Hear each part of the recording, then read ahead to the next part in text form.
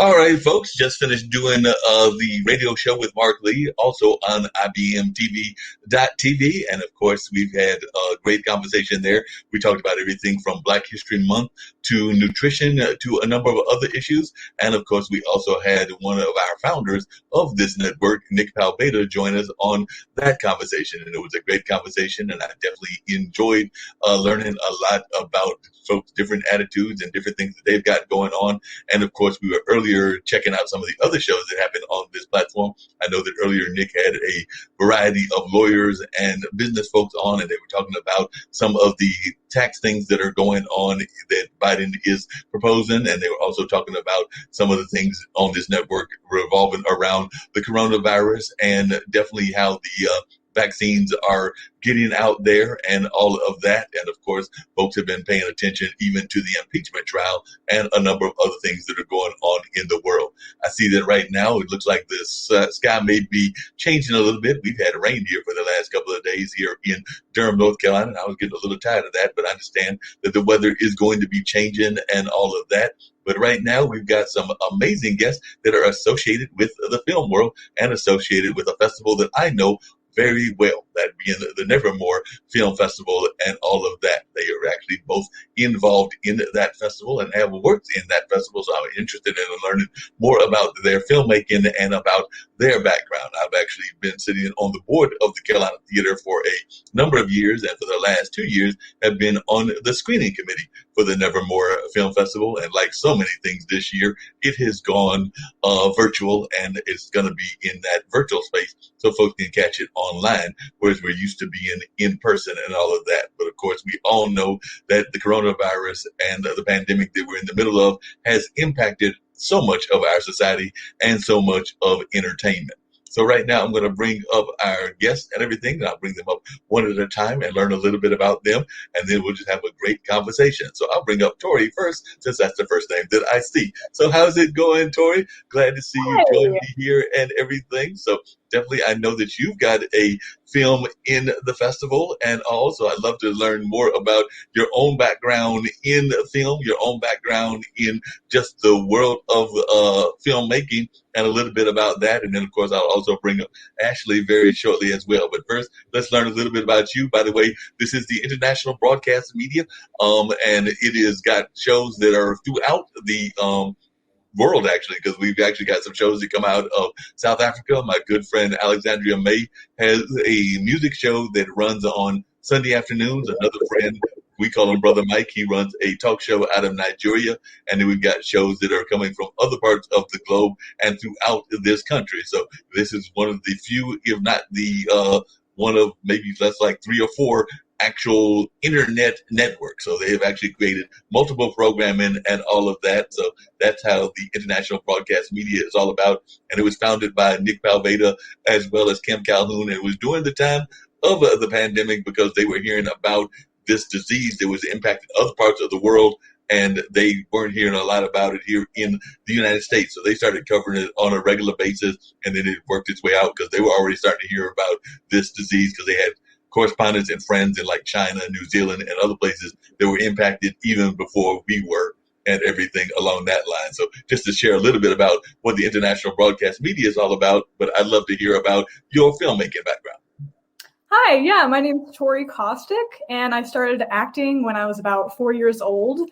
I just begged my mom to put me in acting classes. I wanted to try it out so bad, and I instantly fell in love with it and started auditioning from a young age. I'm from Orange County, California, and so I was really lucky to have a really supportive family, and my mom would drive me up for auditions. And pretty early on, I did my first short film and then a commercial, and it kind of took off from there, and I did some short films growing up, and then moved in kind of the TV realm where I've done NCIS New Orleans, co-star in that, a guest star in a show called Dwight in Shining Armor, and another guest star in a show called Raven's Home on Disney Channel with Raven Simone. So that was really awesome. And Catherine's Lullaby is my first feature film, and I'm so thrilled for it to be in the Nevermore Film Festival.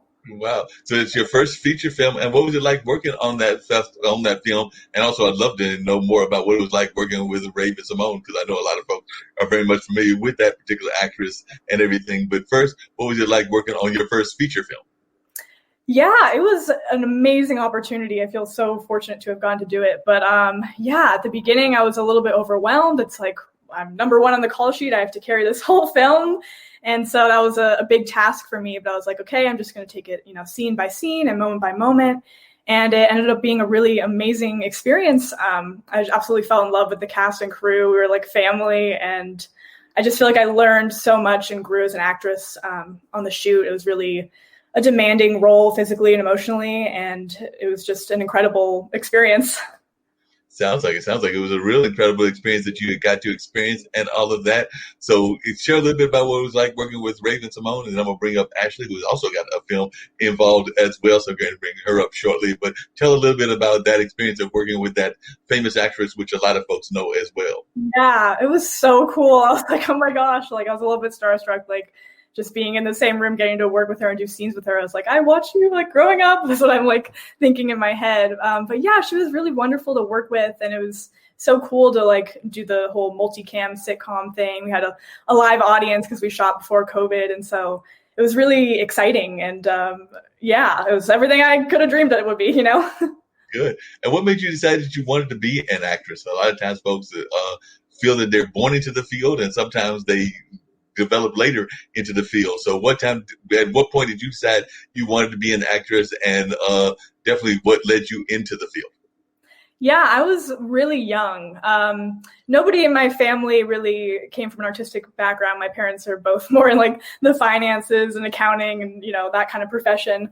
But I was watching movies when I was younger, and I could just picture myself doing that and seeing like younger actors. I was like, I want to do that. I think I can do that. And yeah, I took my classes really seriously from the start. There was other kids that were there just to goof around, but I was like, I know that this is what I want to do, and I want to do it for the rest of my life. So I was like taking it very seriously. And yeah, so I just knew from a really young age. Sounds like a great thing to do and everything. So I'm going to bring Ashley in as well. So Ashley, you've been involved in the film festival also, and I know that you've got a work in. So definitely, I know folks would love to hear more about what you've got going on with the film festival, and also a little bit about your own journey into filmmaking. So I grew up in like a super, super small town. So, I'm in New York City.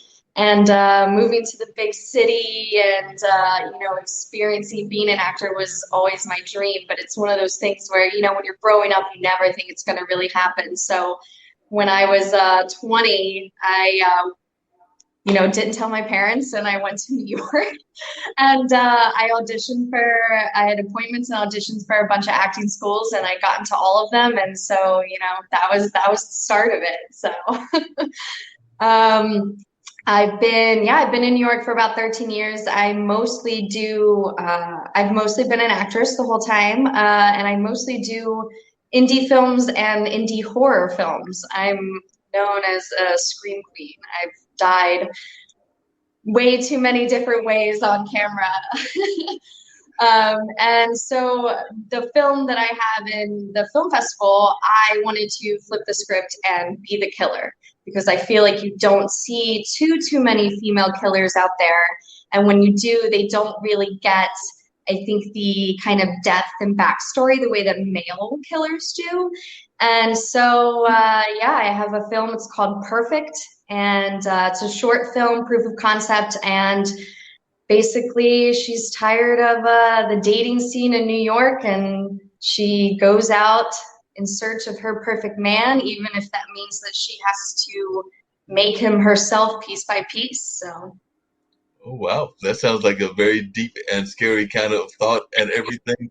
Tell us what it's like, because I've heard of other folks that have been those scream queen kind of characters. So when did you develop your scream, and how did it come about for you and everything? And then my question for both of you is, what is it about horror films that actually appeals to you? So I'll start with the scream element with you, Ashley, but I would like to hear from both of you what it is about horror films that appeal to you, because I've actually had a couple of the folks from Nevermore, and one of the things that I'm always fascinated by is that way too often you always have these horror films going on, and we see the people that are going into situations that we know are bad for them. Like, we've already seen the person being eaten by the shark, and then the second person eaten by the shark, and then the third person eaten by the shark. So you wonder why the fourth person even bothered to go into the ocean in the first place, because the other three people have already been eaten by the shark. So I was just wondering about your own thoughts as to both the scream queen element, Ashley, but for both of you, after we get through that part, I'd love to hear your thoughts about that whole concept of the fact that way too often us as fans are sitting there going like, they got to know that the monster is down there. As far as the scream goes, I mean, I've been watching horror films since I was a kid, actually. When my mom wasn't away, my dad and I would watch horror films together as a kid. And in New York, there was actually a class to learn how to scream and how to die on camera in certain ways. And so I kind of perfected the scream, and you really just have to go all out, like scare the neighbors. It's got to be, you can't hold it in, you just got to let it go. So that's kind of where I perfected it. Gotcha. And Tori, and then we'll come back to you, Ashley. What about your thoughts about the fact that what got you into horror films? What is it about horror films that you love? And do you oftentimes find that you also, as just one involved in horror films, are wondering why are they keep going into those bad environments when you know it's a bad environment? Yeah, I mean, it's funny. I'm kind of the opposite. I've always been a little bit of a scaredy cat. So I haven't always been super into the horror genre because, jump scares like really get me. But I do love the psychological thriller aspects of different horror movies. That's what Catherine's Lullaby is. And it really just keeps you on the edge of your seat, and sometimes makes you want to yell at the screen when the characters are making questionable choices. And so it really keeps you engaged the whole way through. And what is your thoughts on that, Ashley? Just why people do that and everything? I'm sure that even when you were watching all those films, you had to be asking that question, even to yourself and to your dad, going like, why is that person going down there? I think that in a way that it does it to get the audience involved, because, if there's a film where they do everything that like they should actually do, I think it's not as exciting. And then, I love getting so upset and yelling at the TV when people are doing really dumb things in horror movies. But that's what the passion is that, you get that kind of interaction with an audience in a way that you're not there, Yeah, and people are just human, like they make mistakes, and so a lot of times it has to do with their own intentions or some element of their character that causes them to make that choice that we all go, no, don't do it, but they have their reason, Yeah, and tell us a little bit about Kathleen. You mentioned it, the one that you're in, Tori, but tell us, just like Ashley did, a little bit more about the description of it and a little bit about the storyline. Yeah, so Catherine's Lullaby, it's about a teenage runaway. She has an abusive father. That's my character. Her name is Lily. And she runs away, and she ends up getting trapped by a delusional man who thinks that she is his long-lost daughter. And so she has to pretend to be his daughter in order to escape. I do. Now I remember this film, and you're right. It is a very interesting film, and it's a very I don't know that people are going to quite expect the ending, because I think that it has like a quite surprising ending in my mind and everything. Because I remember as I was watching it as one of the jurors thinking that this is not exactly what I was expecting and everything, because it definitely had some of that captivity element, which a lot of horror films do have, but definitely there is a twist on it, and I'll just leave it at that I don't know will necessarily be expecting. And there was also a lot of I was wondering, did you have to do a lot of training as well? Because there is also the fact that there was some athleticism that the mistaken daughter is also involved with as well. And even though you were injured, I was wondering, did you have to do a lot of physical training for this role as well? Because I do know that there is definitely some, I think it was cross-country running. I don't think it was regular track, cross-country running that was going on. So how did that impact your role and your working in the film?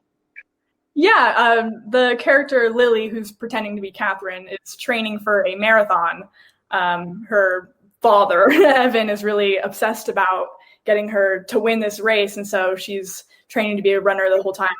And I did do a lot of running before I did the shoot because I wanted to make sure I was in shape, and lots of jump roping and training. So it was a physical role for sure. And I got to do my own stunts and work with a stunt coordinator for the first time. So that was a really cool opportunity.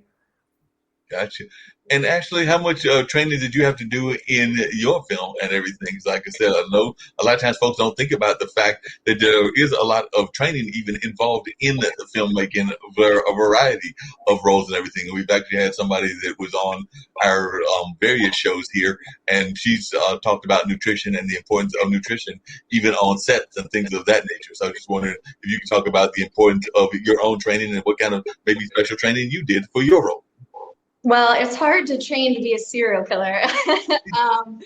But I mean, the biggest thing for me is, you know, I can cry on cue. I'm pretty good at it. But this role at the very end of the film, there's a scene where I'm like hysterically crying and laughing. And you almost, you know, when you're watching a movie, you don't realize that take probably took well over an hour. And so you have to literally dig super deep to continue to cry and have those like emotions for an hour. So you have to really, you know, think about terrible things or things that are going to make you cry. So it's almost like a mental training in a way. Yeah, definitely. You got to go through those mental trainings and all of that. And you had mentioned earlier, actually, that part of the reason you got into this film was wanted to create this film was because there weren't a lot of female bad guys, for lack of a better term, but particularly in the horror genre. So I was wondering if you could elaborate a little more on that, because I actually do agree with you that we don't see a lot of those kind of bad guys unless it's like the real world cases, which then it's done as like a documentary or a mockumentary or things of that nature. But we don't see a lot of those in the actual production of these kind of movies. The only one I can think of that was a bad person and everything might be Catwoman and all of that, but definitely that has some mixed elements in whether they had some good and some bad in what they were doing. But definitely a serial killer, she was not. So talk about some of the reasons that you felt that was something that needed to be done as a filmmaker. Well, you know, in a lot of films, even when a woman does kill, it's usually not a serial killer. I think we've only seen it really like in the movie Monster. They kind of give it only like, oh, she only kills this one person because she's a jealous ex, or, you know, she catches her husband cheating. So I always feel like it's tied to, it's such this like not depth that some of these other male serial killers get. They get, you know, this troubled past and something that happened to them that causes them to be this way. And so I felt like I wanted to create a character that had a little bit more depth. And so, you know, I'm trying to think, well, what would make a woman be, you know, a serial killer? And I, you know, kind of went through my own terrible dating experiences in New York and was like, well, you know, that might be a good start. Yeah, I can see why that would be an interesting start. I got a good friend, Mona Shakes, who actually does Mona's Rants, and she's a comedian from Pakistan, but she does these whole conversations on pretty much a daily basis on the weekdays, and that's oftentimes what she talks about is the frustration that she's seeing with the dating world, and particularly the dating world in this modern COVID era that we're involved in and all of that. So along those same lines, how did COVID impact both the creation of the films as well as the getting the film out? So I'll start with you, Ashley, and then I'll come up to Tara as one of the actresses and everything in another film. But how did it impact even getting the work done? The filming and the work was done before COVID, luckily. You know, the only problem is getting it out to the festivals, and a lot of festivals were trying to decide whether, you know, they wanted to be virtual or whether they wanted to put it off. I mean, so there's good and bad with the festival season. You know, it does suck that you can't be in person and really kind of mingle with people, but in a way, I kind of love it because you know, I wouldn't have been able to fly to a lot of these different festivals. And so when the creators create these Facebook groups, and everyone's just kind of mingling and talking to each other, and you see the same films at different festivals. I think it's still a great way that these festivals have learned to still bring people together to watch the movies. Yeah, they're definitely doing innovative ways of doing that on a regular basis. What about you, Tori? How did it impact even the production of your film and everything? So was it already shot during the before the pandemic, or was it shot during the pandemic and y'all had to do some shifting during what's been going on? No, yeah. Luckily for us, all the production and shooting was done before the pandemic. But it has pushed back some things. Like, we were supposed to have a theatrical release in March, but it's now been moved to May 21st. So fingers crossed that we'll be able to have our theatrical release in May. So it's just been some adjusting, with all the things going on in the world. But yeah, we're really excited to be doing these virtual film festivals and getting to connect with so many other filmmakers, like you were talking about, Ashley. Yeah, definitely. That's the thing that more and more people are doing, is they're finding these kind of opportunities as a way to connect and definitely learning more about each other and all of that. And I am going to pull up at least a little bit of a clip, because I was on the judging committee, so I can find the clip and everything, and definitely pull up a little bit of folks' works and everything. So I'm going to do that for yours first, and definitely I think it's toward the beginning that I'll at least let folks see what's going on in the early parts of the film and all of that. So I'm going to bring that up so that folks can see a little bit of your work and all of that. So we'll definitely bring up some of Tori's sounds so the folks can see what Catherine's Lullaby is all about. And then might do the same, if I can, with Ashley's work as well. So we're going to bring that up. In the meantime, definitely, could you talk about just in general, the whole concept of how you're even working now in the COVID era and everything? Are you even doing any work outside of the festival circuit in the sense of trying to still stay involved in the acting community? And if so, how are you doing that? And I'd love to hear from both of you on that. And then one of the other things that we've talked about on a number of these shows is the importance of arts education. So I'd love to hear your thoughts on that topic as well. But I'll start with the whole concept of working during this pandemic that we're in the middle of, and whether you're even able to get out to auditions, get out to do various other roles, or whether this has kind of put a halt into your acting career. So I'll start with you first, Tori, if you can share a little bit about how the pandemic is impacting your acting career over there in California. Yeah, it's definitely different. It's, everything is through Zoom, basically. It's all self-tape auditions and Zoom callbacks. In-person, in the room auditions are kind of a thing of the past, at least for now. And so it's taken a little bit of time for me to adapt to that.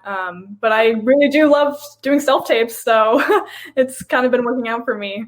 But yeah, I do miss being in the room and getting to interact with casting in person. But, we're doing what we can to overcome this. And so I'm glad to still just be getting to do what I love even now. Yeah, definitely. And what about you, Ashley? Love to hear your thoughts on that as well. Yeah, kind of the same as Tori. It's there's going to be no in-person auditions, I think, for quite some time. So just been doing a lot of self-tapes at home, which has its benefits, but like Tori said, you kind of miss that energy in the room when you're auditioning. But in New York, we're lucky that productions are still happening. They've been pretty safe with COVID protocol. So it's still been happening. And I think weirdly during this time, indie films have really kind of shined more so than a bigger production. So hoping that this kind of paves the way for more indie films to kind of make it into the limelight. Yeah, definitely would agree with you on that. I've seen a lot more indie films and a lot more film festivals that are doing kind of like what Nevermore is doing, the virtual aspect of the filmmaking and all of that. So we are seeing more of these kinds of films being done in that sense. One of the things that I know I've talked about, I actually had two filmmakers, one from Perth, Australia, and the other one that now lives in Maine, and their films will also be at Nevermore as well. But they were talking about the importance that they felt for arts and education, and how arts is a very important aspect of education and all of that, but doesn't always get the kind of play that they feel that it should. So I was wondering your thoughts on that and whether you would agree, and also just kind of your thoughts about where we are with arts education. So I think that especially during the pandemic, it really showed that people survived on art in any form, film, television, music, books. People were creating and as a way to kind of, forget about everything that's going on. And so I think it's really important for people to realize that arts are just as important as, the regular education. And I think that they should be supplying just as much help as they would to, a sports team, because it's the same way. It's a way for people to escape. In New York, we're missing Broadway like crazy, and and we need it. We need the funding for it. Yeah, definitely. What's your thoughts, Tori, around the same concept and the same question and everything? Yeah, I fully agree that the funding needs to be a priority for the arts, and not just for sports or STEM. I mean, it's one thing to focus on kids' academics and their test scores only, but we have to remember that they're full human beings and they're growing and developing. And in order to become the best version of themselves, they really have to explore all sorts of interests in order to find who they really are. And I think arts is a great platform for exploring oneself.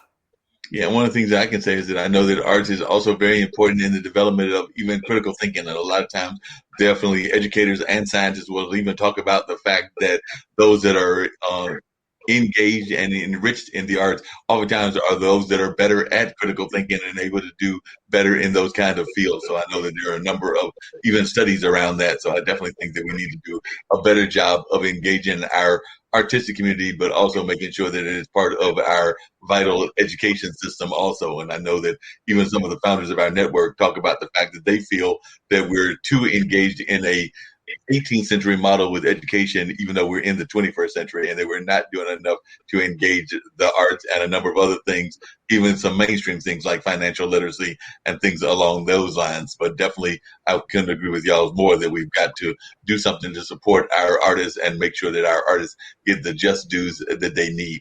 So I'm going to bring up a clip. I believe it's at the beginning of the film that is your film and everything, which is the Lullaby one, and we'll see a little bit of that so the folks can see what you are doing as an actress. And also we're going to catch a little bit of that, and hopefully folks will hear some of that going on as well. So definitely that is there.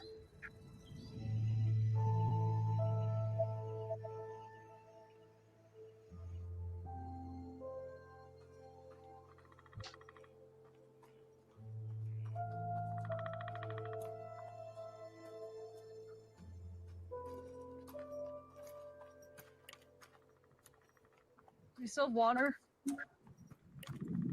No, How much longer? just a little.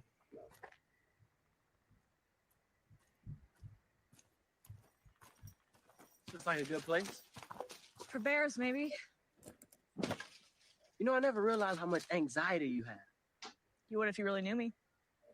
Stay here. I'm gonna see if I can find that river. You pitch the tent while I'm gone. I won't be long.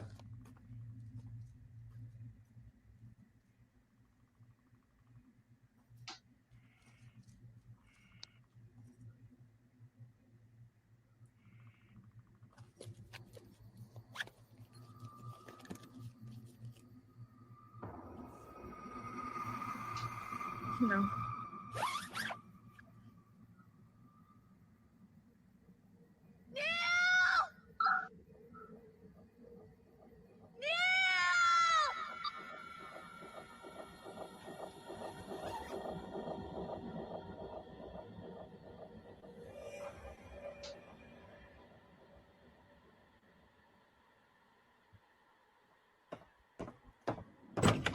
I asked you to clean up the kitchen, and what did you do? Run off to your room to write in your fucking diary.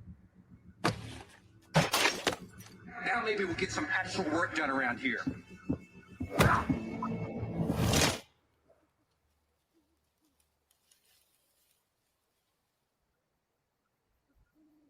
Neil? Are you there?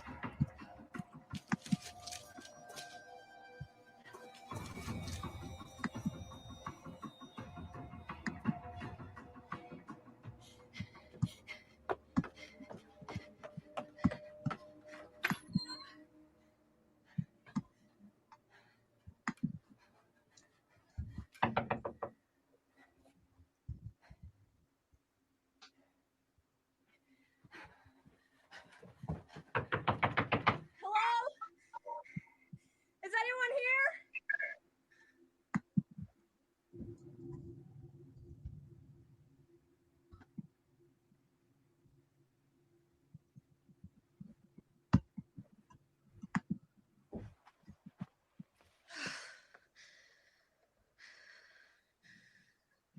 Oh, God.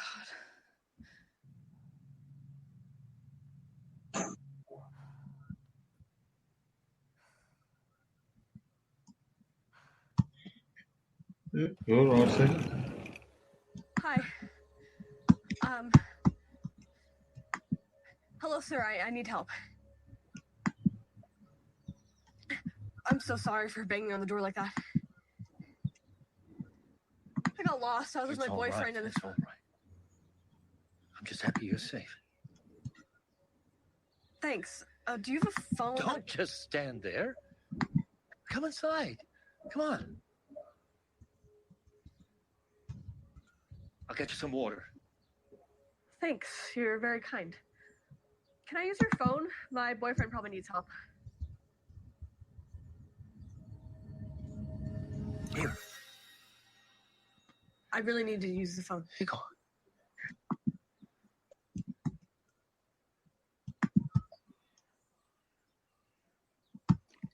Oh, I'm so sorry. I'm not mad. You stick. You go take a shower, and we'll talk later. Excuse me? Thank you for the glass of water, but I think it's better if I go now. Where are you going? Hey, no, wait. Hey, come back here. What is the matter with you? What do you want from me? I want you to come inside so we can try to have a normal conversation. What? I'm not going to say it again. Get inside now. Okay.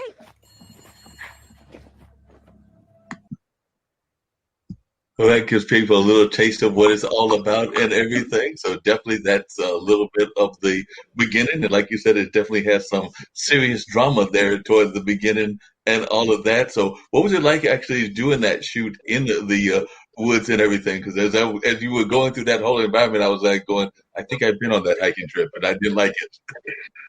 Yeah, we were out in Wrightwood, California, a forest outside of LA. And yeah, I was just getting scratched by lots of leaves and twigs, and did a lot more running in the woods than is actually in the film. She's out there for days on her own, but a lot of that was cut. So yeah, it was different than anything I'd ever done before, but it was interesting. Different challenges, I suppose. Sounds like it was quite interesting in everything. What were some of the most unusual challenges that you had in shooting that particular film, other than the woods and everything? But what were some of the other unusual challenges that you faced in that particular role, and also in just that particular setting and being involved in that set? Right. Playing Lily, she has, her story arc goes a really long way, and there's a lot of high intensity scenes and emotions. And so I guess part of the challenge was, learning how to manage my energy and emotions to last me throughout the whole shoot. And it's kind of a thing where, you start out early in the morning and you have several other scenes before you have this really heavy hitting scene in the afternoon. And so you kind of have to have those really deep emotions, kind of on the back burner on sizzle until after lunch when you have to turn it up and sustain it for the amount of time that you're shooting that scene. So really just learning how to trust my instincts and keep my energy going throughout the process of filming was really vital to getting it done. And what about yourself, Ashley? What were some of the big challenges that you had in the sense of what you were doing and all of that? And I'll try to bring up a little bit of your work as well, but definitely what were some of the challenges that you faced also? We had certain deaths that with certain prosthetics or how things worked, we only had 1 or 2 chances to get it right. So that was a really difficult thing to make sure that everything worked out as perfectly as it did. So that was definitely a difficult one. And kind of similar to what Tori said, there's certain aspects where you have to be super emotionally in charge, but you've been up acting since 6 a.m. and yeah, you have to save it on the back burner. So those were definitely and then cleaning up all the blood afterwards. That was hard. Now, what did y'all use for blood? Because I'm oftentimes fascinated by that. Some people, are totally about the whole catch-up thing, and some people want something that looks a little bit more realistic. So what did y'all use for your blood and all of that? There's a store actually in New York that sells a lot of really great things like that. And so it's the blood that we used it's a mixture of corn syrup. And so it's a little bit thicker, and it's like that kind of darker red that real blood is, because sometimes you see in films where it's bright red, and normally blood does not look like that. So we got a good batch of blood in our film. Sounds like a real good batch and everything that y'all were able to get and that folks were able to check out and all of that. So definitely, I'm sure folks will be fascinated by your movie as well. So I know that it's a short, so I won't show as much, maybe only a minute or two of yours and everything, but I'll definitely give them a little taste of what it's all about and everything. And then hopefully they will check out the Nevermore production and see the full version of what's going on and all of that. So definitely want folks to know that and all of what we got going on, because we do like to encourage folks to see the full works and to see the amazing filmmakers that are doing this great work and everything. Before I get to yours and everything, Ashley, one of the things that you mentioned and kind of brought it up with the horror aspect, and I'd love to hear from both you and Tori, is I know that there had been a whole Me Too movement within the acting community, and there was a feeling that acting world, and particularly Hollywood, but I'm imagining even the indie world, wasn't doing enough to support women filmmakers, women talent, and just women in the industry. So as young women in the industry, how do you feel the industry is doing in that regard? Because both of you are young women, but I do remember as far back as even a couple of years ago, and I would even argue right up until the beginning of the pandemic, that the Me Too movement was definitely impacting Hollywood and the industry. But I'd love to hear both of your thoughts as to how you feel women are being treated in the industry on all the different levels. Yeah, I mean, I'd definitely say that with the Me Too movement, the curtain was pulled back on some of the really terrible things that were going on. And so now that everybody's aware of it, there's been a real initiative to change what was going on. And I can see it already with the way women are being treated on set, and also the type of roles that are being created for women. I'm seeing a lot more dynamic and complex full characters than even just a few years ago used to be the norm. And what about you, Ashley? What's your thoughts on that? Yeah, I agree. I think, years and years ago, women were only portrayed one way on screen. And I think that now, they're creating these really incredible characters, and that also women writers, directors, producers are being taken more seriously now. That, hey, you know, we're here, we have just as great as ideas as you guys, and, you know, just listen to us. So I think it's come a long way. Sounds like it's definitely doing better, and that's a great thing. And it's definitely we need to see even more improvements. And definitely, I know we need to see like some strong roles and all of that. Who is both of y'all's in the sense of acting? Who have been some of your inspirations, and in the sense of you, Ashley, even in the directorial field, who have been some of your inspirations? But I know both of y'all are actresses as well, so I'd love to hear your thoughts as to who some of the folks are that have inspired you in the industry.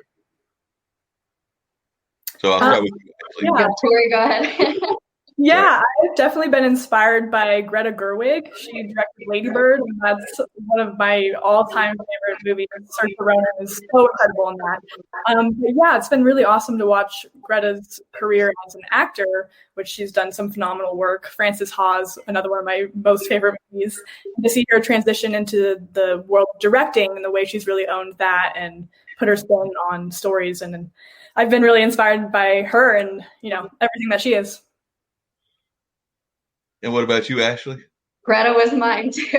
I absolutely love her work, and I love that she, you know, she not only like writes and directs, she kind of takes the reins on everything, and a lot of the things that she's done are absolutely brilliant. As far as acting goes, I was growing up, I was always a huge fan of Angelina Jolie for the fact that she is not afraid to get weird, get dark, kind of go in those places that I think a lot of women weren't doing at the time, where, you know, like she wasn't afraid to be ugly in a sense, as far as like the character and the personality. And I think that a lot of more women are starting to have those kind of characters come about. So she was probably my inspiration. Gotcha. And we actually just lost, and I think she lived to be like around 94, 96, something like that, a powerhouse actress and all of that. So definitely, I was wondering if you could talk about your thoughts around Cicely Tyson, because Cicely Tyson to me was an amazing actress and all of that. So I was just wondering, as women actresses, your own thoughts on the legendary Cicely Tyson and what she meant to the acting community and to the world community. I think she was absolutely incredible. And I think at an early age, she said, I'm going to do these roles that are empowering, that aren't going to portray me a certain way.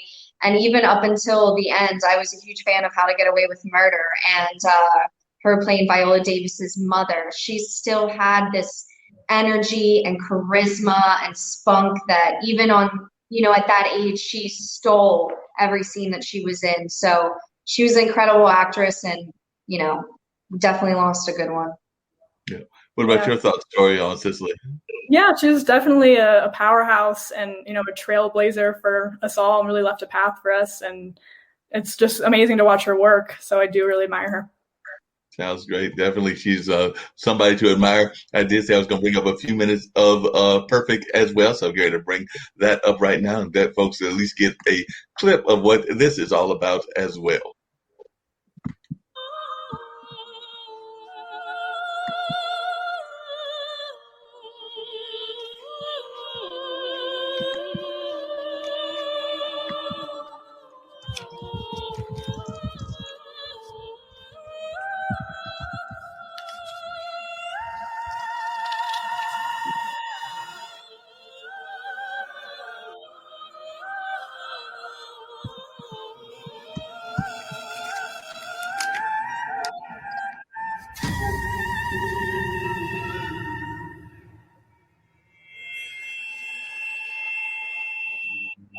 Another to calm the nerves? Yeah, whiskey, rocks. You got it. And one of those cherries dipped in it? Sure, absolutely.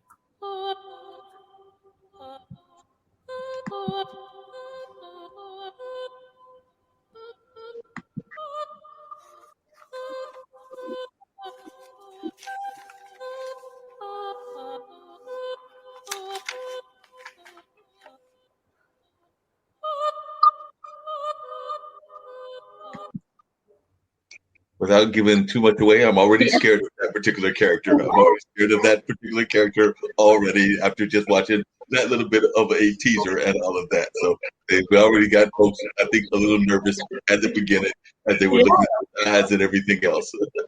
Yeah, I had people tell me after watching it, they were like, "I'm kind of scared of you," and I was like, "Well, I guess it did its job then."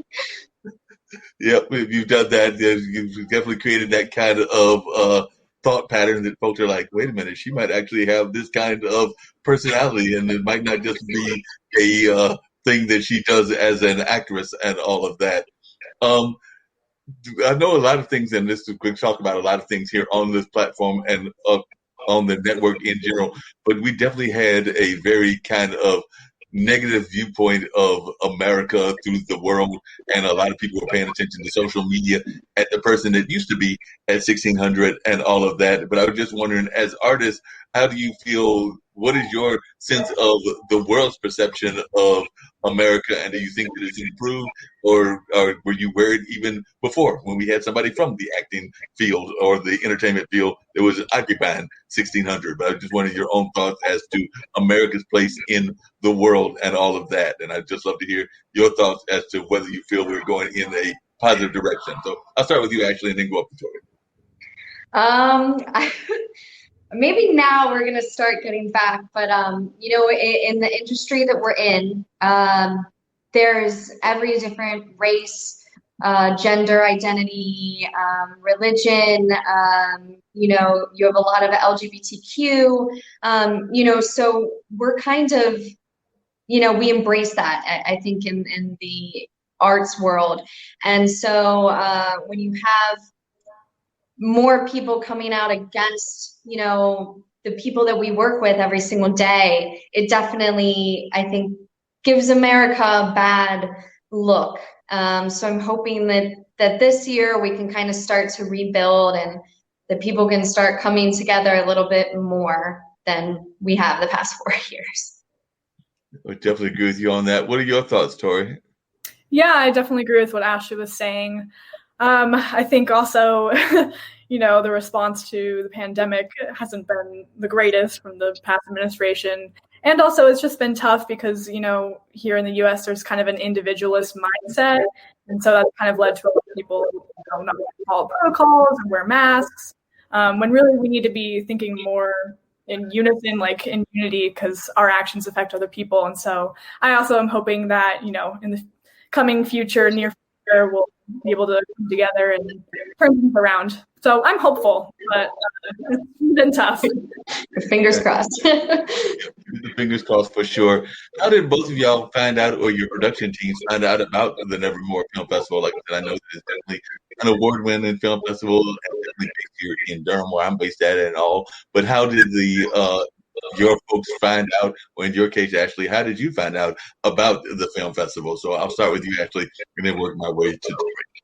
So not gonna lie, I Googled what some of the best, you know, not only horror film festivals, but festivals that really take, you know, kind of different types of films, and Nevermore was literally at the top. And so I just had to submit. And so I'm very excited and honored that, you know, our little gory love story can be involved with so many incredible films. There's other films that, you know, I've been following, you know, together in the film festival. And so to know that I'm with some of these other incredible films just feels, yeah, so honored. And what about you, Tori?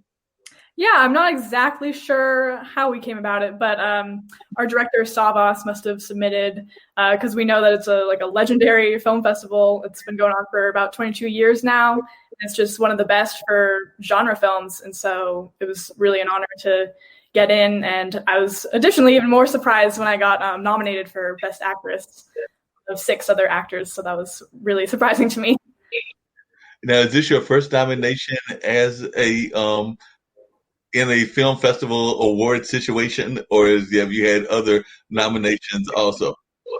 Yeah, no, this is my first one. It's my first feature lead role and my first nomination. So I'm just really ecstatic about it. Gotcha. Now, I know that one of the people that we've had on this platform before, and he actually does a travel show for us. Talks about the importance of theater, and particularly we had one of the other filmmakers on last week. They were talking about the importance of improv comedy and stand-up comedy. So I was just wondering, did either one of you come out of that theater background and or the comedy background? And if so, how important was that in the development of your craft? So I'll start with you, Ashley, and then work my way to Tori. So did you come out of the theater background, and if so, or the comedy background, and if so, how important was that to the development of your craft?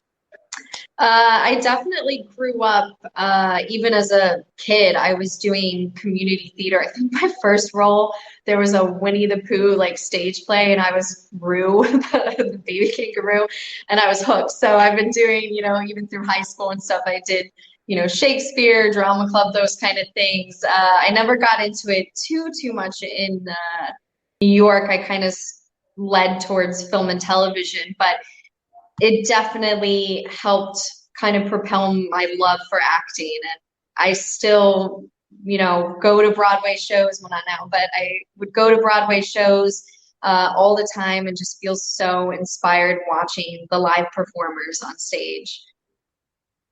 And what about you, Tori? Yeah, I definitely started out doing that when I was little. I think my first was like Sleeping Beauty, and I was a fairy godmother. So I think a lot of us can relate to having those small little productions. That's our like very first thing. But then my focus was more film and TV, and then I sort of got back into theater around like my late teenage years, and that kind of gave me some new tools to work with. So got to try out some Shakespeare and kind of expand my horizons.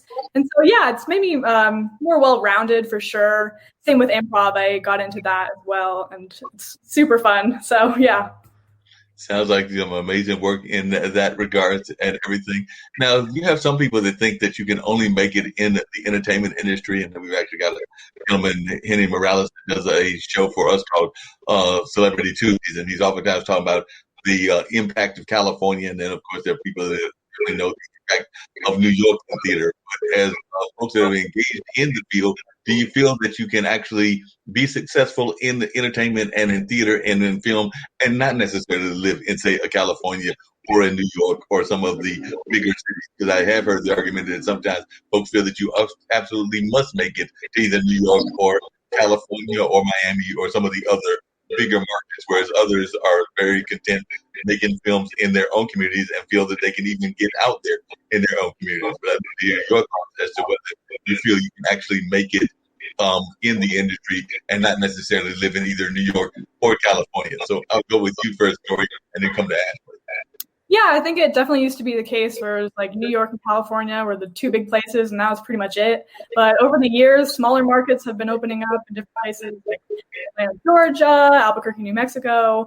And just with the state of things right now, with all of the activity being through self-tapes and Zoom, I think there's a ton of opportunity for actors all over the country to, get started and find work in their local communities. Gotcha. And what about you, Ashley?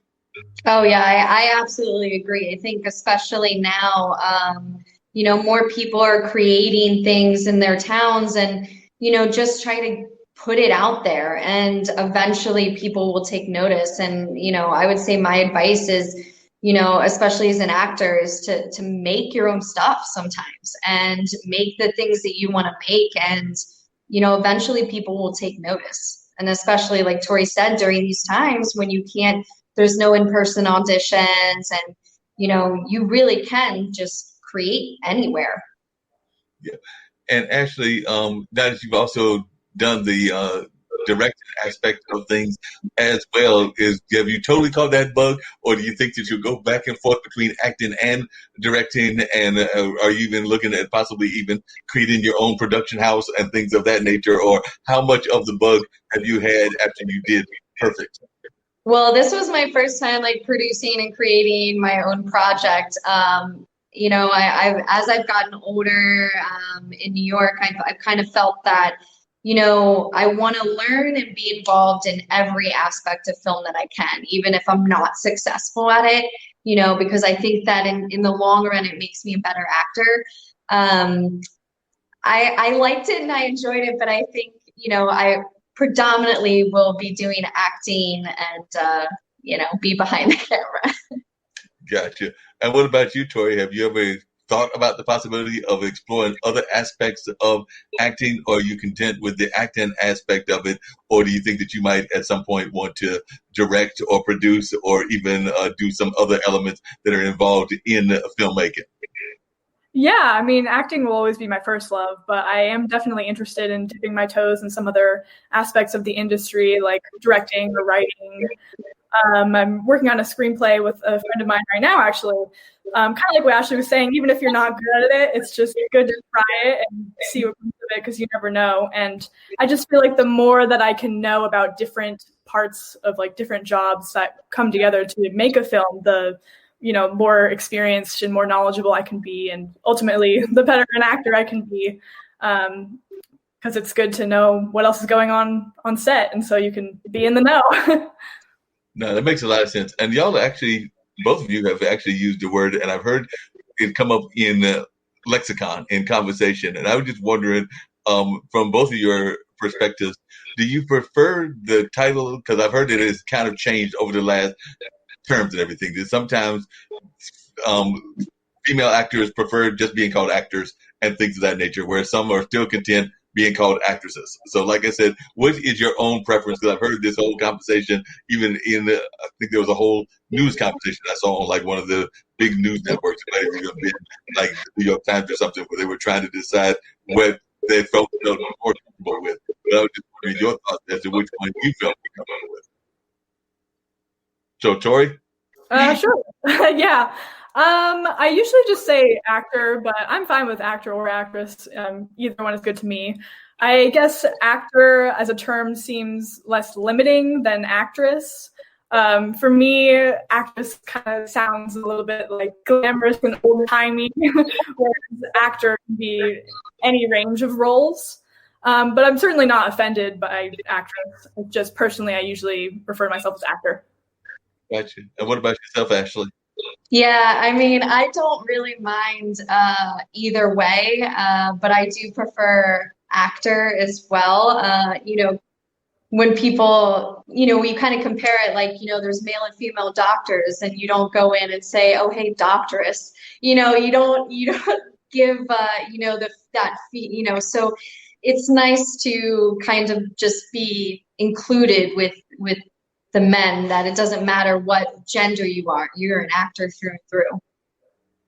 Yeah, that makes a lot of sense, and definitely I can hear what y'all are saying in that regard.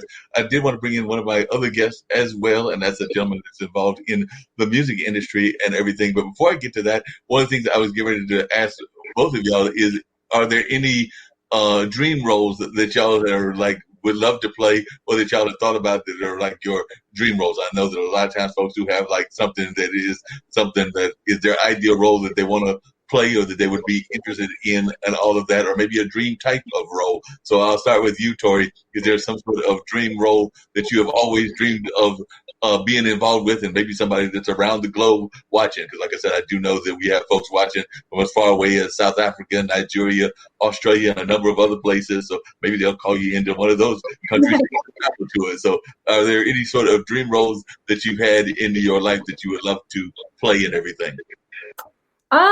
It's tough because there's a lot that I would want to try, but I really like coming of age, like indie comedy dramas, and so I would love to do something, that's centered on like a coming of age story and like female friendship, just something with a strong female lead that has a lot of levity to it, the levity and heart, and some funny, but also a lot of drama. Sounds good. What about you, Ashley? I'm a huge Lord of the Rings fan, like super huge. So I would love to be involved in a huge production like that, where I'm some sort of badass warrior that can, kick just as much ass as the men on screen. So that's always a dream of mine. Sounds great, and definitely I could see you doing that. I know I was a big fan of Xena Warrior Princess, and definitely used to watch that on a regular basis, and there was some very strong female characters, and there were also some great female warrior kind of characters on a lot of the Star Trek offshoot. Not so much the original Star Trek, but definitely like Deep Space Nine and a number of the other ones had some strong women characters that I could see either one of y'all playing those kind of roles and everything. So I could definitely see y'all able to pull that off. So like I said, I do want to bring Airomee into the conversation. How are you doing and everything? Share a little bit with our lady actresses about your own background and about your entertainment background and all of that. So I'm sure that they would love to hear about some of the things that you've been involved in, because I know you're involved in the music world and in a number of ways, but definitely they might be interested in learning more about you as well. Well, thank you for inviting me back on the show. It's definitely an honor to be back on the show again. I have been in the music industry ever since I was 8 years old. 8 years old was my first performance in front of about 8 people. My style is more along the lines of Michael Bolton, and so I write a lot of Michael Bolton style type music. And you can go to my Facebook page, Weeks Jason Howard. I kind of mixed that up a little so people don't know my first name from my last name. You know, identity protection now day and age. So, and I used to have my own radio show on Spreaker, if you have heard of the Spreaker radio network. And with connecting radio stations, I could have about 65,000 listeners a week. So I've had a chance to work with some pretty neat artists on there. This spring and summer, one of our goals is I'm recruiting new band members. So we want to go on concert tour to South Dakota this spring and summer. Wow. So tell folks a little bit about the meaning of the name Airomee Wind and how that came about, because I know that that's definitely like a stage name, so I'm sure folks will be interested in learning about how that came about. It sounds a little unique, doesn't it? It's back before pop music became like the main dominant genre of the industry. It's back, you remember about 15 years ago when jazz music used to be, it was the thing. You know, Boney James, Jason Weber, it was in style. So I wanted a name that kind of had a jazzy sound to it. It had kind of a smooth, cool sound to it. So that's the artist name I've stuck with throughout the years. Definitely. And Tori and Ashley, what are some of the musics that y'all enjoy as well? Like I said, we have different kinds of folks that have all kinds of conversations. So I'm sure that Airomee may even be interested in knowing what kind of music is your favorite style of music. So I'll start with you, Ashley, and then work my way up to Tori. I mean, I like everything from heavy metal to, Broadway musicals. I grew up in the 90s, so I kind of grew up in the 90s grunge era. So that really got me into rock music. So I'm a pretty big, I like, everything from like 80s hair metal, to Smashing Pumpkins, wide array. Sounds like it. What about you, Tori? Who are some of your favorite musicians, and what are some of your favorite styles of music? Yeah, my dad definitely had a huge influence on my musical taste growing up. So I definitely got into like classic rock. I really love the Beatles, and I've kind of gotten into more like alternative stuff. A few artists that I really love are Phoebe Bridgers, Florence and the Machine. I love Ford. And yeah, just like kind of into like indie pop stuff right now. So yeah. So I'm gonna flip the script and ask Airomee. Both Ashley and Tori are into horror movies. They've actually been involved and starred in some horror movies. So I was just wondering, are there any particular horror movies that are your favorites and all of that, or do you stay away from the horror genre of films? Well, if I may, I'll start. I'm a big Stephen King fan. Oh, I love Stephen King movies. If you guys have ever seen Rose Red by Stephen King, it was a very popular film about a house that was haunted, and the house would change form.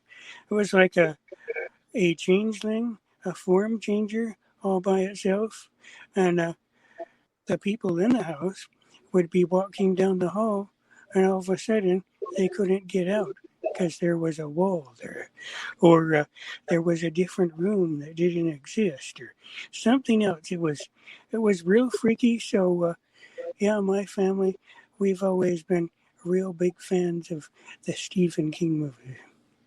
Gotcha. That actually brings up a good question. Tori and Ashley, who are some of the, or what are some of the horror movies? I actually referenced Jaws. I remember there was a movie that I don't remember the title of, but it was about reincarnation that actually scared the wits out of me when I was a young gentleman and everything, because it was like one of those psycho thrillers that one of you were talking about, but it definitely got you worried. I think I had nightmares for nights after that movie, and definitely had nightmares after the watching The Exorcist and the Omen and a couple of other ones like that. But what are some of the horror movies that inspired y'all as y'all were developing your love of horror movies and all of that? So, or even some of the psycho thrillers, because I know that definitely Nevermore also involves psycho thrillers as well. So either in the horror factor of movies or in the regular, more traditional horror movies or psycho thrillers, what are some that inspired you? So I'll go with you, Tori. One that just comes to my head right away is Silence of the Lambs. There's so many interesting characters in that. Clarice is just such a badass. She's awesome. And Hannibal Lecter is entirely creepy, and his performance in that is just mind-blowing. So that's been a big one for me. And what about you, Ashley? Very similar to you, Mark. The Exorcist was one. I love doing films now with prosthetics and things like that. Really good, special effects makeup. And I think that that movie really terrified me. And I think that the makeup and everything down to the pea soup coming out of her mouth, it just really in a weird way was like, hey, I want to do stuff like that.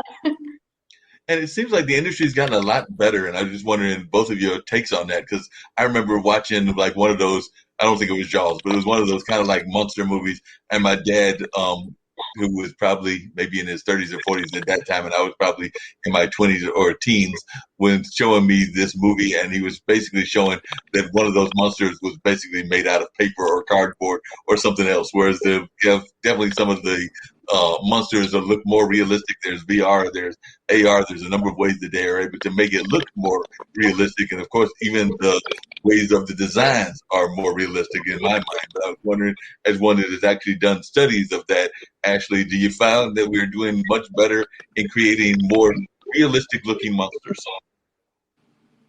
I would say 100% yes. There's special effects artists out there that they create some things that I'm like, how did you even do that? And I think that, I think it's almost scarier when it's not, CGI or computer generated, when you have something in front of you, with the prosthetics and stuff, it almost gives, it's more realistic, and it gives, I think, a little bit more that terror than knowing that it's computer. Definitely. And what about you, Tori?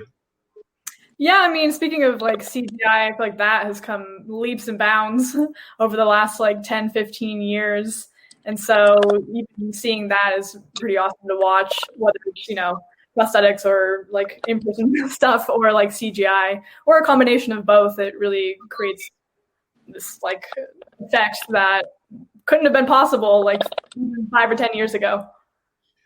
And one of the things that I talked to some of my guests about on this show, as well as some of the other shows that come out of the artist world, as well as the whole world of entertainment and the world of entrepreneurship and even the world of education, is the role of, we talked about arts and the importance of it to education, but we've also seen a number of artists come out as activists. And I would love to hear all of y'all's thoughts, including you, Airomee Wind, as to the importance of artists as activists. I do think that whether it was Black Lives Matter, and we saw a number of artists step out, whether it was doing murals, whether it was doing other forms, or just coming out and making statements, things of that nature, and some from Hollywood, some from non-mainstream platforms as well. So I just love to hear from all three of you. How important do you feel it is for artists to be involved as activists and to definitely put their word out there in terms of supporting causes? And they can even be health causes. Like I know y'all were talking about COVID and the wearing of the mask, or even like dealing with cancers and the various other health issues that are out there and everything. So I just wondered if you could, all of you, talk about, in your mind, the importance of artists as activists and as folks that can make a change in that way and use their platform. So actually, I'll start with you, Tori, and then work my way around. Yeah, I definitely feel like for artists who are in the spotlight and they have this platform, they have a really great opportunity to use their voice and come out with statements and in support of certain organizations and movements. And if they're passionate about it, that's something that they should definitely do. And I don't think there's, I know a lot of people will say like stay in your lane kind of thing, like they just want artists to do their art, but truth is, as an artist, you are constantly observing and taking in this world, and it's not, your art isn't separate from the world. There are things that are going on that impact you, and so it's important to use your voice about what's important to you. Yeah, definitely agree. What are your thoughts, Ashley? Yeah, I agree with Tori. I see all the time under, actors' Facebooks and Instagrams and stuff where people are like, stick to your acting. But, they're human beings just like the rest of us, and they have to live in the world that we're living in. So, I love that, like Leonardo DiCaprio, his entire Instagram is about climate change and the things that are going on in the world. There's like no pictures of him partying on a yacht. It's all about what's going on in the world. And I think that, I come from a super small town where, those people might not otherwise know, honestly, about what's really going on in the world. And so I think it's a great way for artists to get the word out there about different, things that they're passionate about. And what are your thoughts, Airomee Wind? I think that when, especially for a music artist, a fan base, a very strong fan base is very important to a music artist, because, your fans are your success. And I think when fans see you involved in different issues in the community, trying to use your influence to help improve the condition of humanity, that people admire you for that, and then it will also create a much more powerful fan base when people see that you care more about the issues of communities throughout the world.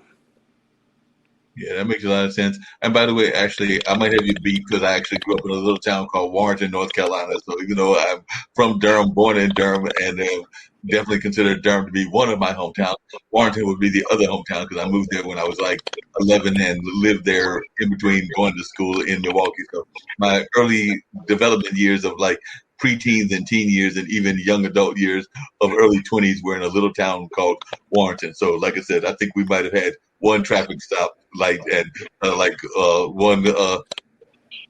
have been one grocery store if I can remember correctly, and a lot of other things that are part of that small town, including a little hardware store and a movie theater that like to show spaghetti westerns and the old Bruce Lee movies, because I did grow up in the late 70s and early 80s. So I might have you beat on the small town aspect of things along those lines. So what is the small town that you are from, Ashley, and everything?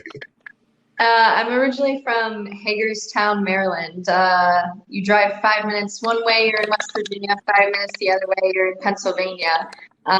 It's a cute little town, but, I definitely am very thankful that, I'm in New York City and was able to kind of experience all sorts of different people from all over the world that I would never have gotten if I had stayed in my hometown. Sorry, Hagerstown.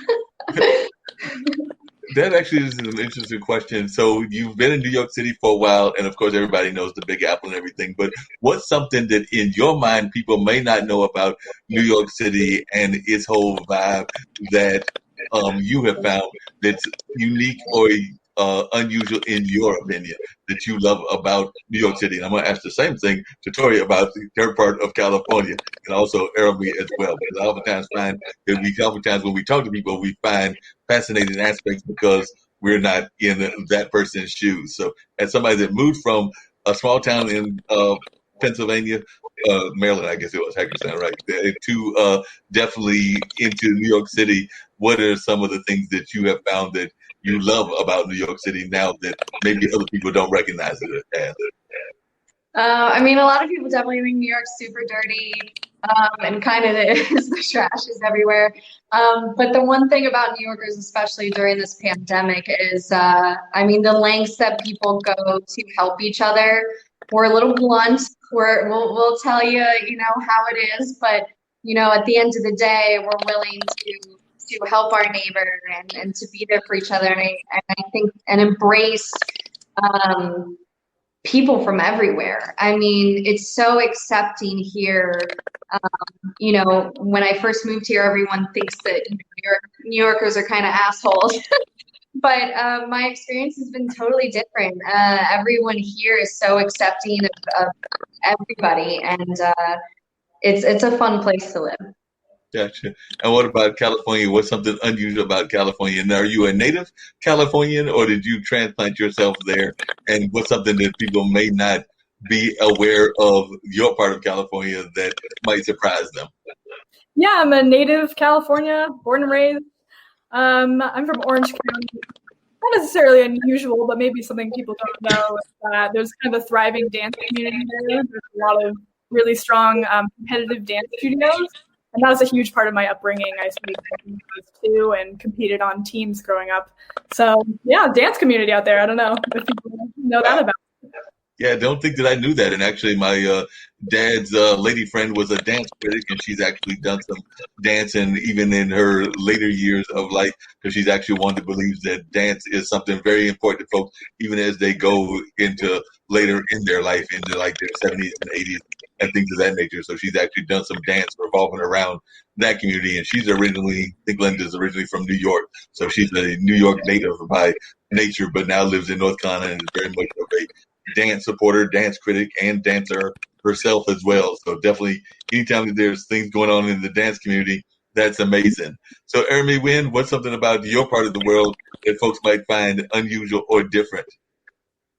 Well, unlike Ashley, I was born in the big city, so I lived in Salt Lake City, Utah, but I'm not a Mormon, laugh out loud. Everybody knows that Salt Lake City is Mormonville there, but it's huge. Geographically, it's about half the size of Los Angeles now. But I moved to southern Nevada about 10 years ago because of my respiratory condition, the milder climate. It's much easier on my health. If you know where Pahrump, Nevada is, we're about an hour west of all the excitement of Las Vegas. And speaking of which, the town only has 2 traffic lights here. But we have a lot of people during the winter because it's known as one of the snowbird capitals of the world. You know, snowbirds are people that escape their cold climate in the winter to come where it's much milder during that time of year. Gotcha. And Tori, as he was talking, I was just thinking about the fact that the wildfires were really ravaging California at one point. Are that still going on? And if so, how is that impacting you and your life? Because I know that there were parts of California that were still under fire as recently as definitely December and January. And I want to say there might even be parts that are still being impacted even to this day. So is it still impacting the whole state? And if so, is it impacting you personally? Yeah, there was a period of time there a few months ago where the fires were just ravaging the whole state, like coast to coast. It was really a disaster. and there were some pretty close to me, and the smoke was unbearable. Luckily, right now there's nothing too bad going on fire-wise, but that did kind of inspire me to work with this organization called the Sunrise Movement. It's a youth organization to fight climate change, and so I was doing some phone banking with them because I was just seeing firsthand, the effects of extreme weather events, climate change on their environment. Wait a minute. I thought that climate change didn't exist. That's what certain people tried to say, even though I don't believe that in the least bit. But there were certain folks that claimed that. It's not a debate anymore. No, there's no doubt that climate change is definitely going on. I mean, you've got snowstorms in the middle of the spring, and you've got warm weather in like the 70s and the 80s in the middle of December. So anybody that thinks that climate change isn't happening has definitely fallen off some cliff or another. I don't know what cliff it is, but they've fallen off a cliff, and they need to get back off of it, because there's definitely something that is going on a regular basis, and something that is impacting us. Actually, I know that was one of the things that they even said when the COVID pandemic hit us and everything, was the fact that it might have actually helped the climate, because all of us were going inside, so we weren't doing as much to destroy the climate. And I know there were even some animals that were seen in places that they had not been seen before. I want to say there were like dolphins in Italy and some other places around the world of animals popping up and everything, because they were like, the humans are locked inside, so we can now come out and look like we're supposed to do in the first place. So there's definitely been some positive, even in negative aspects of things that go on. So sometimes there can be positive things that happen even when we're going through negative aspects of our lives, whatever those negative aspects are. So definitely, I don't know how folks can think that climate change doesn't exist. It's very true and very real. So definitely, I think even Ashley had referred to it as well. So I think that she even is aware of the way that climate change has impacted also. So what is your thoughts on climate change, Airomee Wind? I believe that climate change is real. Speaking of which, we had we live in the middle of the Mojave Desert here, and we had about 4 inches of snow on Monday, and we haven't had that happen in the desert for 10 years, because we live only an hour east of Death Valley, California, and Death Valley is the last place you'd think it'd ever snow. So, yeah, especially with my respiratory health problems, I personally, health-wise, have felt the impact of climate change. That's one of the reasons I had to move out of the big city, because the major air pollution, it was impacting my health very severely. Gotcha. Well, we're going to try a lovely new experiment here and everything, because we still got some more minutes to go in the show and everything. But I'm going to put either Ashley or Tori on the spot. I haven't decided which one I'm going to put on the spot. Maybe I'll put both of them on the spot, because I need to go, since that's what you can do during live TV and everything, and grab my phone, because I need to call somebody to see if they're going to pop in on the show as well. So I'm going to let Tori play the role of a newspaper reporter, and she to interview Ashley and Airomee. Well, I turned my screen off and go grab my phone, which is directly behind me. So, Tori, you get to play the reporter right now, right off the spot. So I'm going to let you have the role of the reporter and interview Airomee and Ashley while I go grab my phone to see if these other people have texted me or not. Okay. All right. I am in charge now. We're in trouble. No, I'm joking. Let's see. I guess, we've been experiencing a lot of lockdowns and quarantining, so I guess I'm wondering what you guys have been spending your time, or what's been getting you through.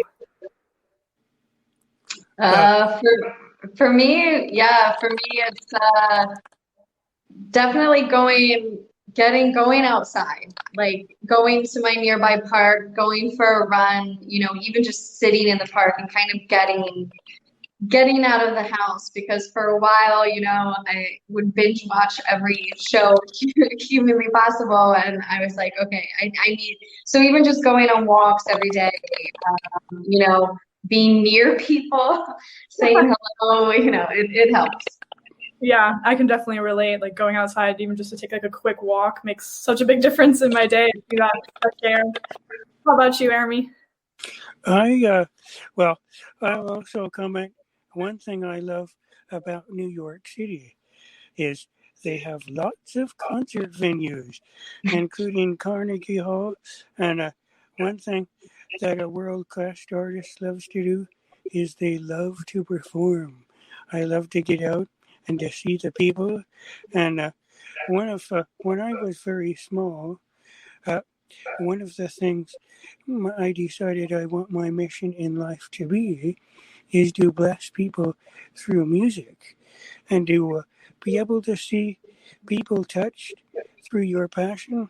It's really an amazing thing. And I'm a nature lover, and of course, being close to Death Valley, California, we have a lot of attractions for nature lovers. So I love to get out and see the Mojave Desert, see Death Valley. It's just, and this time of year, the weather is so perfect in this part of the country. It's enjoyable for people to get out and take a venture. Yeah, I've definitely really been enjoying nature too. Like hikes have become really important to me. Let's see. What's maybe one thing that you're really excited to do? Like once everyone's vaccinated, the pandemic is over. Like, what's the most exciting thing that you think you get out there and do? I think once this pandemic is over, I'm taking my band members and I'm going on tour. Going to go on a national, because Sony Extreme Sport Tours, they have contacted me at least twice, wanting to know if I want to apply and become part of their traveling tour throughout the country. They already have venues in about 40 cities nationally throughout the country. So, and ever since I was little, I've been in glee clubs in high school. I've been in choirs. I've sang solo, pretty much done it all. So, yeah, if it wasn't for the pandemic right now, I'd be out on national tour, going through towns and cities all over the country, maybe even possibly in Europe. Yeah, that's super cool. I definitely want to go to more concerts once it's an option. So that'll be really awesome. How about you, Ashley? Oh, to travel. I am a big traveler. I traveled the world. Before the pandemic, it was like every couple months I was in a different country. So it's been, as much as I love New York, I love getting out. We don't have, going out to the wilderness, trying new foods from all over the world. So that's probably the first thing that I'm gonna book a flight somewhere, lay on a beach or do, hike in a rainforest or something. But I can't wait to get into the sky. Yeah, that's awesome. What are some of the places you've been like before the pandemic? The biggest one right before was I was in New Zealand for almost a month. I went to all the Lord of the Rings filming locations, like a big nerd. That's so cool. Actually, my co-star, William Kircher, in the film Catherine Lullaby, he was in The Hobbit. He was an actor in The Hobbit. That's awesome. He's awesome. When I saw the movie, I was just like enamored by his performance. Because, obviously I realized that he was good to act off of while we were in the scene. But when I could just sit back and just fully focus on everything he was doing, I was really blown away. That's so cool. Great job, Troy. You just played those roles perfectly well. You did a good job. You did a wonderful job. You were masterful and all of that. So you were just truly great and appreciated that and put you on the spot. But you just pulled it off with it, no problem whatsoever. But your questions actually had me thinking of some other things. But Ashley was talking about travel and all, and I was thinking to myself, I wonder where Tori has traveled to or where she would like to travel to, and the same with Airomee. So that's what I'm going to kick it back to. So you have definitely mentioned your travel to New Zealand. So Tori, what are some of the places that you've traveled to and where would you like to go to? I mean, I've traveled around the U.S., but I've never been outside of the country. It's something that I really, really want to do. It's on my bucket list. I'd love to, go around in Europe, just really anywhere. I want to see other parts of the world. So I'm looking forward to that, hopefully. And what about yourself, Airomee? Well, I have been to Mexico several times because I lived in Yuma, Arizona for 3.5 years. So I used to enjoy going and shopping at the open flea markets down there in Mexico, Los Algodones, right across the border. That was before you needed a passport to get back into the country. One of my main things is I really want to go to Europe. London, Paris, Amsterdam. I want to go see it all. Yeah, sounds like some great places. Y'all were also talking when I had to disappear to grab the phone and everything about some of the things that you were missing. I know that I had watched a news reporter, and I think they were doing a survey or a poll, and they were saying that they asked folks what they were missing the most, and there were very simple things like seeing the face because of the mask, and also even hugs and having that physical touch with friends and acquaintances and things along that line. So I was wondering, all of the three of your thoughts about that, and even comes back to what Ashley's film is about as well, because I've also heard that folks are finding it hard to even get involved in relationships these days because everybody's confined and it's not as easy to go out in the social dating environments where you oftentimes would meet your dating partners and things along those lines. So it's actually made it more difficult in this modern pandemic world that we're living in. So I just wondered if y'all could talk about how you're coping with that, even like, because you can't go to necessarily the bars or just go in there, like you said earlier, to music venues and things of that nature. So how you're coping with this on the various levels, even like visiting family members. Because I know folks that have had family members that have been sick that they would love to go see. So not just on the dating side, but even family members that they would like to go see, but they can't because of the rules of the hospital or the hospices or the number of other places that they might be at and all of that. So I'd love to hear how y'all are coping in this COVID era when so many of us as humans are definitely social beings, whether that's on the friendship side, the dating side, or just the family and friend side. But a lot of that is being more limited now because of what we're going through and the fact that a lot of times we're in more confined spaces and things along those lines. So, Tori, I'll start with you since you were my interviewer and then come down to Ashley.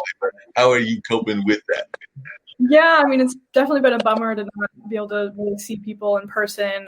Definitely miss all my friends, but we've been doing, a lot of like Zoom nights, like Zoom dance parties, Zoom game nights. Sometimes we'll do like painting nights where we'll all just like paint something and then show each other at the end. So it's been really important to stay connected digitally. Of course, missing like the actual in person. But I think it's just going to make me feel so much more grateful when I really do get to see them in person. It's really given me a chance to appreciate all the wonderful people I have in my life. And someday we'll get to go to the movies again together, and it'll just be awesome. So I'm looking forward to it. Definitely. And what about your thoughts, Ashley, along those same lines of not having that physical contact and that ability to connect or even to make new friends and things along those lines? It's been hard. I spent Christmas by myself for the first time, not with family this year, just, to be safe. My grandmother had COVID and was in the ICU. So, just trying to be as safe as we can be. So it's been hard, but the positive aspect is in a weird way, I've gotten closer to a lot of my friends because you don't have anything else besides talking. So, setting up phone dates and talking for hours and, really connecting, I think, a little bit more than, in the past. And I cannot wait to sit physically at a bar and like have a drink with like my best friend and talk for hours. So that's definitely like the little things that you don't think that you're going to miss until it's gone. Right. And what about yourself, Airomee Wind?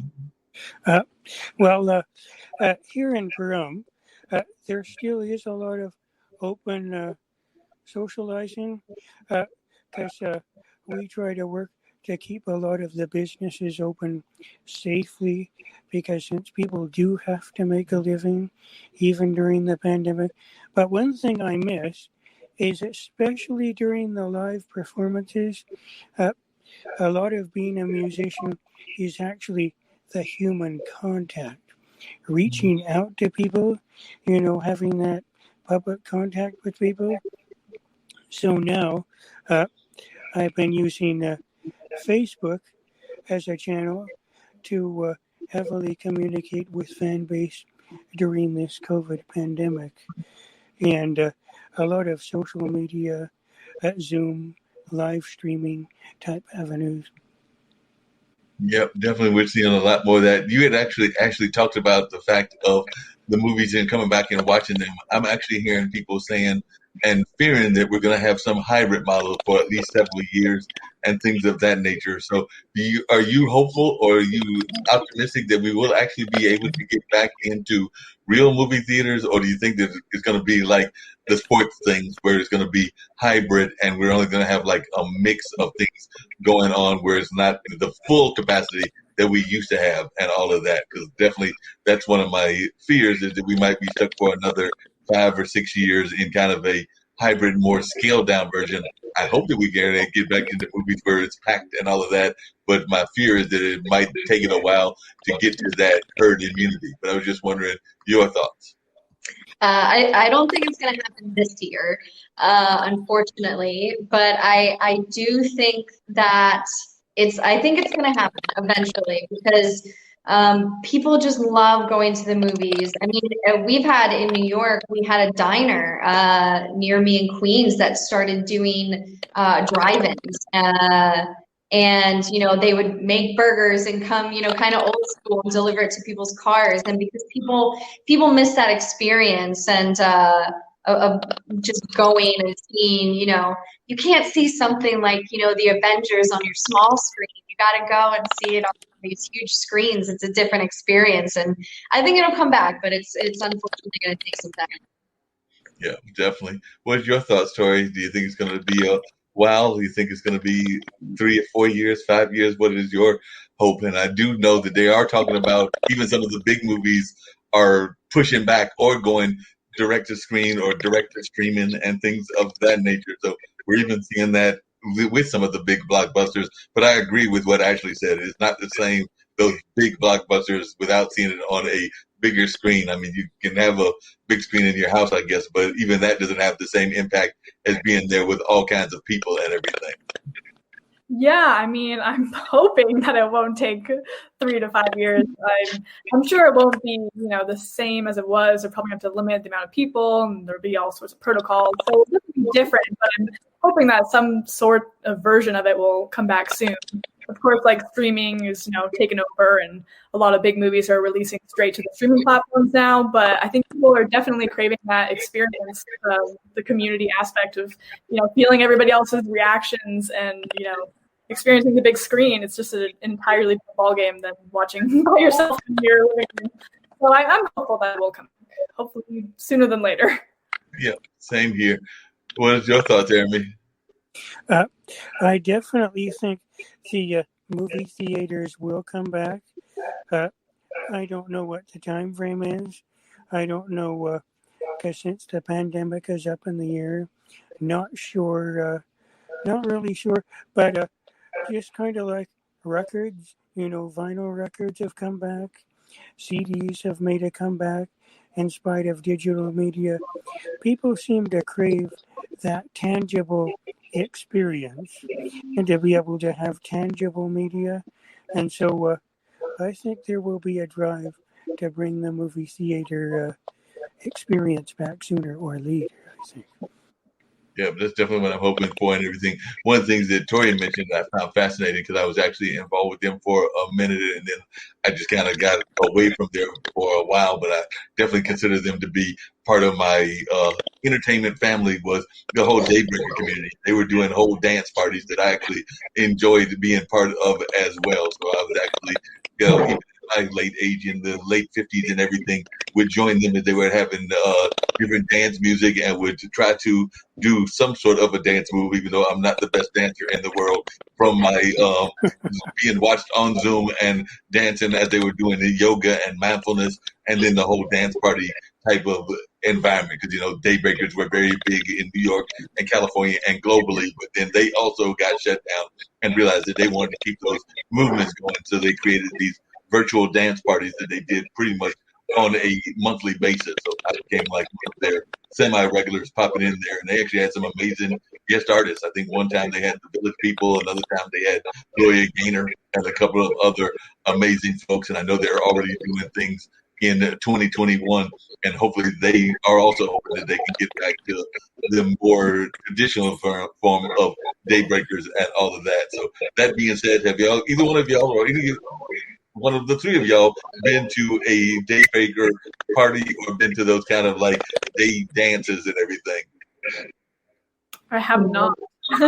Yeah, no. Sounds fun though.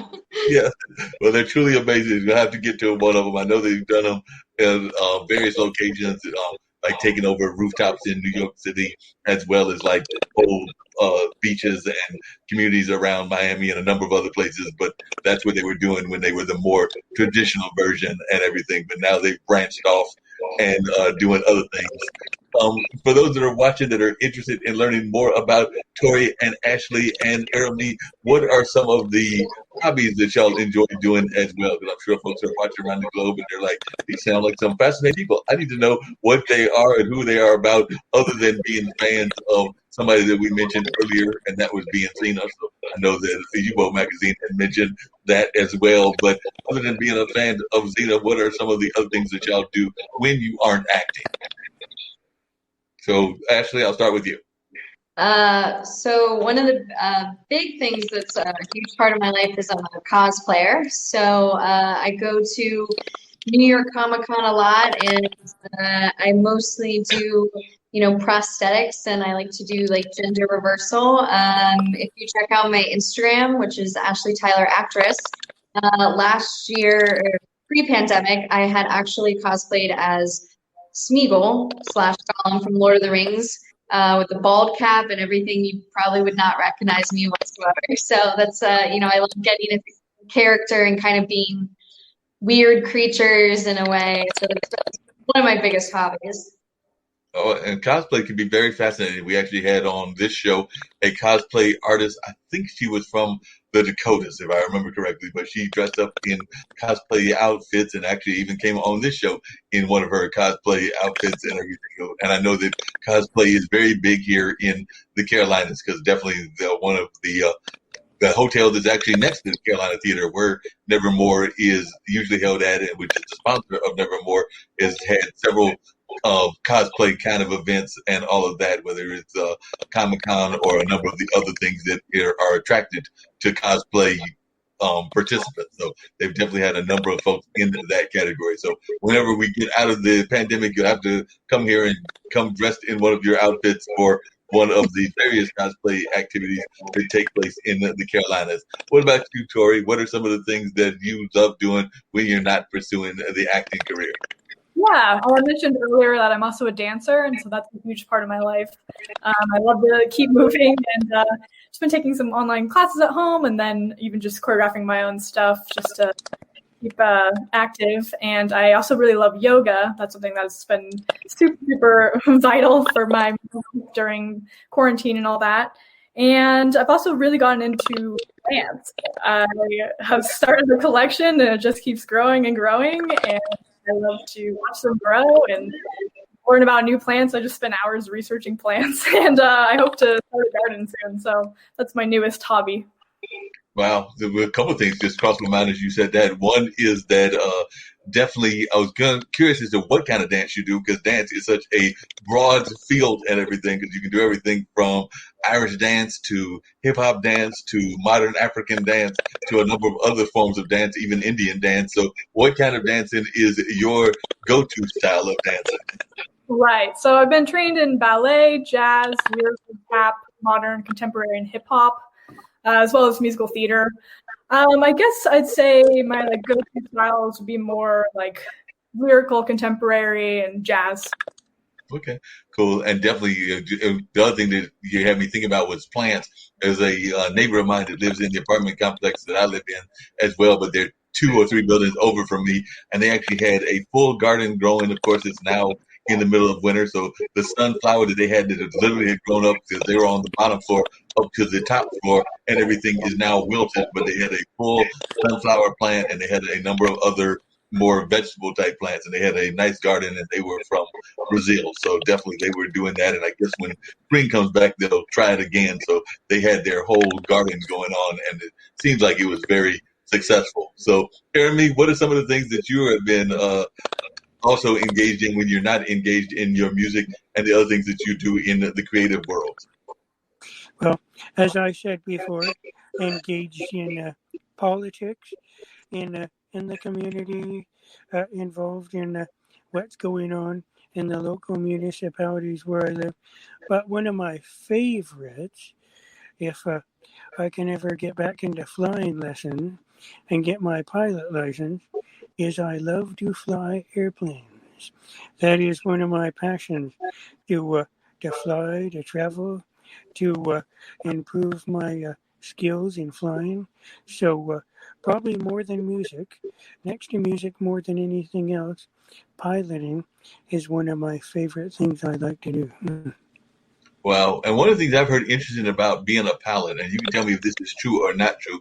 I know it's true for boating because I just saw a news report on this yesterday, is that we oftentimes think about, and I'm actually a mass transit person getting around town through buses and things of that nature, but we oftentimes hear about you have to go through the license process in order to get a car and in order to definitely get your driver's license and all that. But I've heard that you can actually get a boat without even having a license. And somebody told me that there was something similar with planes, which actually I find kind of scary, but that was definitely on the news that you can literally buy a boat without necessarily having a boater's license, because apparently that's something that goes on in the boating world. But I had heard that sometime back with certain kinds of airplanes, that if you are trained, you can still definitely not necessarily have the more traditional kind of license. So what is the licensing process for flying? Well, I believe technically you can buy a plane without having a license, but you can't fly it without a license, because obviously you'd get in a lot of trouble with the FAA. But you have to go to, you choose there's a number of different flying schools you can go through. You have to take the written tests. You have to take the flying test, and the scariest one is the check ride, of course, the final flight, because you have to fly the plane blind, and you have to fly it by the instruments only. And then once you pass the check ride, then you can go to the FAA and get your pilot's license. They usually require, at least the last time I checked, they require that you have to have about 40 to 50 hours of flight time in order to be able to complete your flying course. What? Yeah. And I used to have, Corey, or actually, have either one of y'all thought about either buying or owning or trying to fly or ride a boat or an airplane? Or y'all like, no, we're content with walking and only walking, and we don't want to try any of these other things out in our lives? So I'll go with you at first, Ashley. Have you ever contemplated trying to fly a plane and or taking off in a boat, or you're like, no, that's okay, I'm going to stick to the car and to my feet? No, I mean, being on a boat and being on a plane is a different story, but yeah, I don't think I would want to, learn. I would be too scared. And what about you, Tori? Yeah, I've never really considered it either. My dad used to fly helicopters in the Army, though. One time he took my mom on this day where they went over fireworks near Disney in the helicopter. And so that sounds pretty cool, but I don't think it's for me, learn how to fly. I'll stay on the ground. Stay on the ground and not have to deal with that. And I agree with you on that. I actually one time thought about like those hot air balloons and some of the other things, even hang gliding. But then my fear is that while the getting up in the air and the soaring could be fantastic and very interesting, there's that thing called landing, and I'm afraid that the landing might be more of a Roadrunner or Bugs Bunny kind of landing, where it's more of a flat and a splat than an actual landing. So that's what my fear is and everything. So I don't think that I want that whole splat aspect of landing the either the hot air balloon or the hang gliding. So yeah, I think I'll stick to catching the bus and catching mass transit and definitely catching some friends of mine. And of course, Pit and Pat can get you just about anywhere that you want to get to and everything. So both your feet can manage to get you anywhere that you want to go. So definitely, I think that I'll stick to those kind of thoughts and all of that. So I don't know about the rest of y'all, but I think I'll pass on anything else in that regards. What are some of your, because we were talking about this earlier, one of our shows that we do is a show called Weed Wednesday, and the gentleman that's involved with that is, and it's all about trying to get people out of prison that have been arrested for nonviolent offenses, like around marijuana and a number of other things. He's had a tremendous amount of success, Jeff Eachin, but his sister was involved in the production of Cheers, that classic TV show, and all of that. So I was just wondering, what are some of your classic TV shows that you also remember growing up and they were your favorites? We talked about some of the classic horror movies, but I was just wondering, what were some of your classic TV shows that you remember as an actress loving and all of that? So I'll start with you, Ashley, and then work my way around. So what were some of your classic TV shows, and they can be as recent as Supernatural or Charmed, or they can even be more recent than that, or we can go all the way back to the sitcoms of the 50s and the 60s that are still in reruns. I definitely remember Frasier. That was one I used to watch all the time. Charmed was a big one. I loved the witchcraft and those kind of aspects.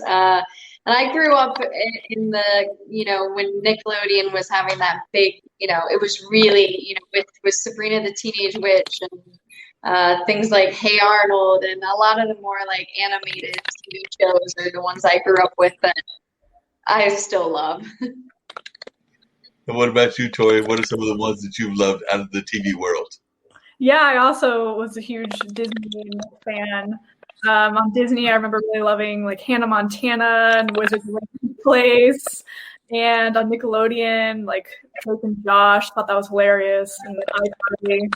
But yeah, I just had like Disney or Nickelodeon just running constantly on the TV. Hold on. Wow. And what about you, Airomee Wind? What are some of the TV shows that you really enjoyed and that were big on your mind and everything? Well, some of the real classics. I liked Happy Days with Fonzie. Everybody remembers Fonzie. And I remember Gilligan's Island and Carol Burnett. Carol Burnett was one of my mother's favorites when I was a kid growing up. So we watched Carol Burnett on TV all the time. And cops and robber shows like Adam 12, if you remember Adam 12. So there, and one of my favorites was the Monkees. I loved watching the Monkees. Wow, those are some definitely classic shows and everything. And by the way, we cannot be unfair to you and everything, since we did show clips of the amazing ladies and some of their films and everything. And your publicist, Eric had definitely sent over your song, Santa Marie. So we were going to bring up Santa Marie and all of that. So let our other guests check out a little bit of your work and all of that. So I'm actually in the process of pulling that up. And also, if you want to just share a little bit about what Santa Marie is all about. I tried to get that to cooperate and all of that. So if you just share a little bit about what Santa Marie is all about, and hopefully it will try to cooperate. Sure, yeah. Now, are you talking about the album in whole, or just the song Santa Maria itself? The song Santa Maria, it's a modern pop song with a touch of Latin flair. Back in the 90s, BMG Sony Music came out with a CD of a bunch of pop, modern pop music artists, adult contemporary, and it's along the lines of, I wish I could remember the name of some of the artists right now, but my memory went with the wind. But it's and it's about somebody that you're in love with, and you don't want them taken away. It's a colorful story of you want them to be with you all the time, and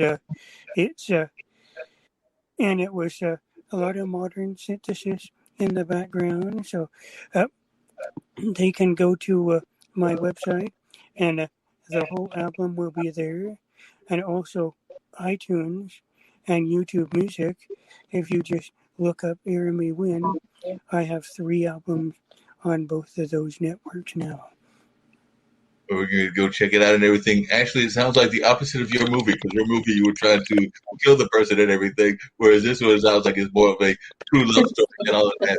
Your movie, you were actually not having all of those feelings of a great love that apparently Marie is all about. So we're having the opposite reaction of what her movie is all about. But we're going to name it Santa Marie and let folks check that out as well.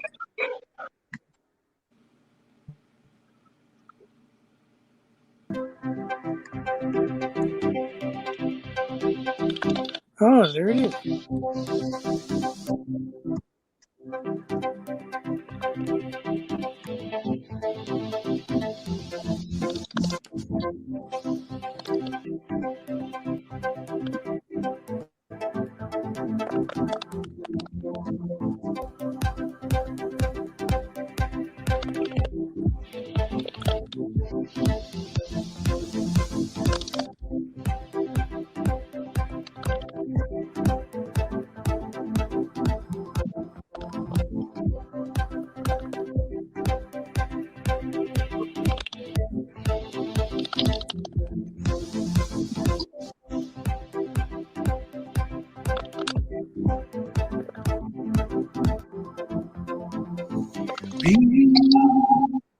Don't take me away from my heart,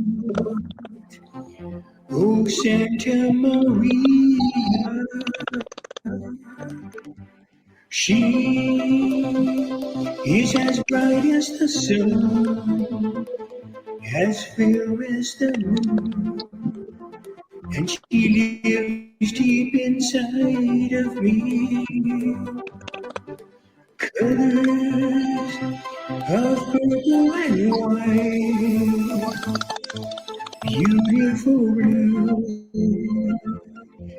into your majesty, Santa Maria.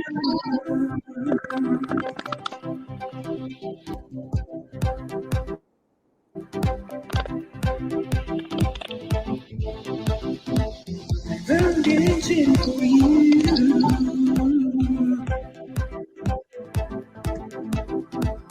I'm dancing for you.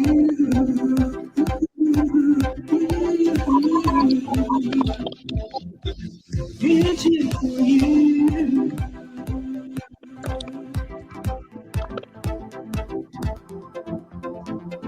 Please don't take her away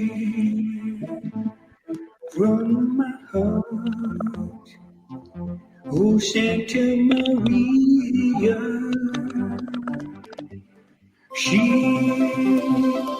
is as bright as the sun, as fair as the moon, and she lives deep inside of me. Colors of purple and white, beautiful blue, into your majesty, Santa Maria.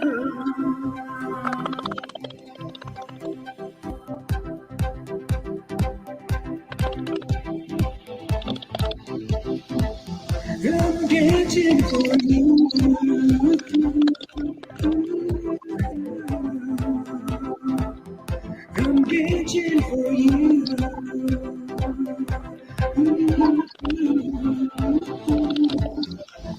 dancing for you. Yeah. I'm dancing for you.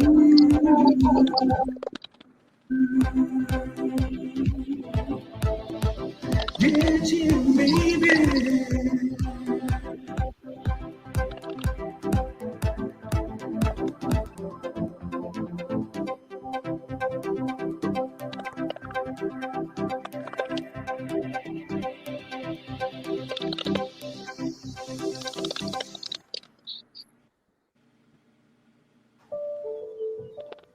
This is the canoe that a young couple will get gloriously lost in together.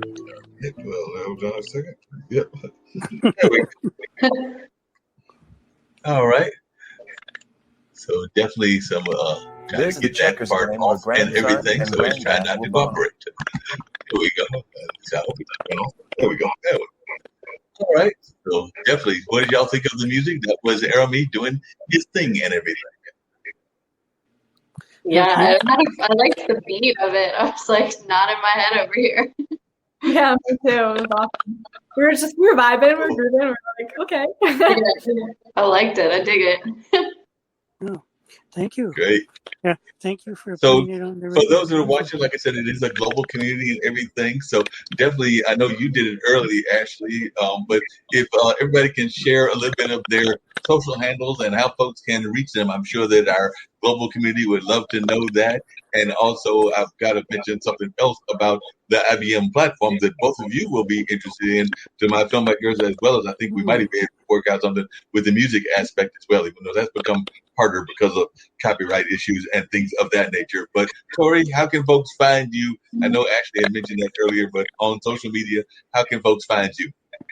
Yeah, at Tori Caustic is my handle on all the platforms. Instagram is my main one, so definitely reach out to me on there. But I'm also on Twitter, Facebook, Snapchat, just all the main ones. It's Tori Caustic, just on all of them. And Ashley, if you want to remind people one more time how they can reach you as well, I'm sure that folks would be interested in knowing that also. Yeah, once again, my main one, same story as Instagram. So Ashley Tyler Actress. If you want to follow Perfect Short Film on Facebook, you can follow updates on our film and our progress on the feature. Okay. That's actually another question I've got to ask you about the feature and how that's coming and everything. But before we get to that, Airomee, how can folks reach you as well? They can, two ways. They can go to my Facebook page, look up Weeks Jason Howard. Again, I have my name all mixed up there, so people can't tell the last name from the first. They can also go to my Reverb Nation page. Go to www.reverbnation.com/Airomee Wind Causeway.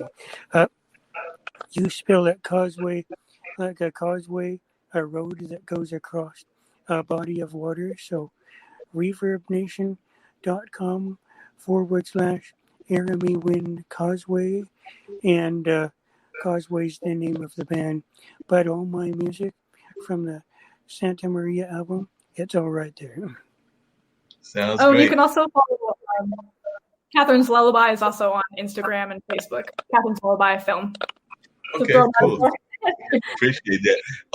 Ashley, your film, the short film, has a perfect arc because it ends with an ending and everything. And also, how are you going to go into a feature film? Because, like I said, it has like a beginning, an ending, and a middle. So, like I said, I'm going like, how are they going to have a feature film when the short film already seems to have everything kind of answered for the most part? Well, the short's more of a proof of concept. So what we're going to do with the feature is essentially it's going to be the same storyline, but expanded as to why she's doing the things that she's doing, why she's killing these men, more in depth on her character and backstory. So it's a little bit more developed arc for her. Okay.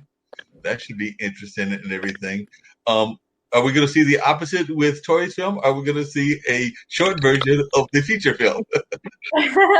I don't believe so. We got the feature and but we're hoping for a theatrical release on May 21st. Okay, that'll be great.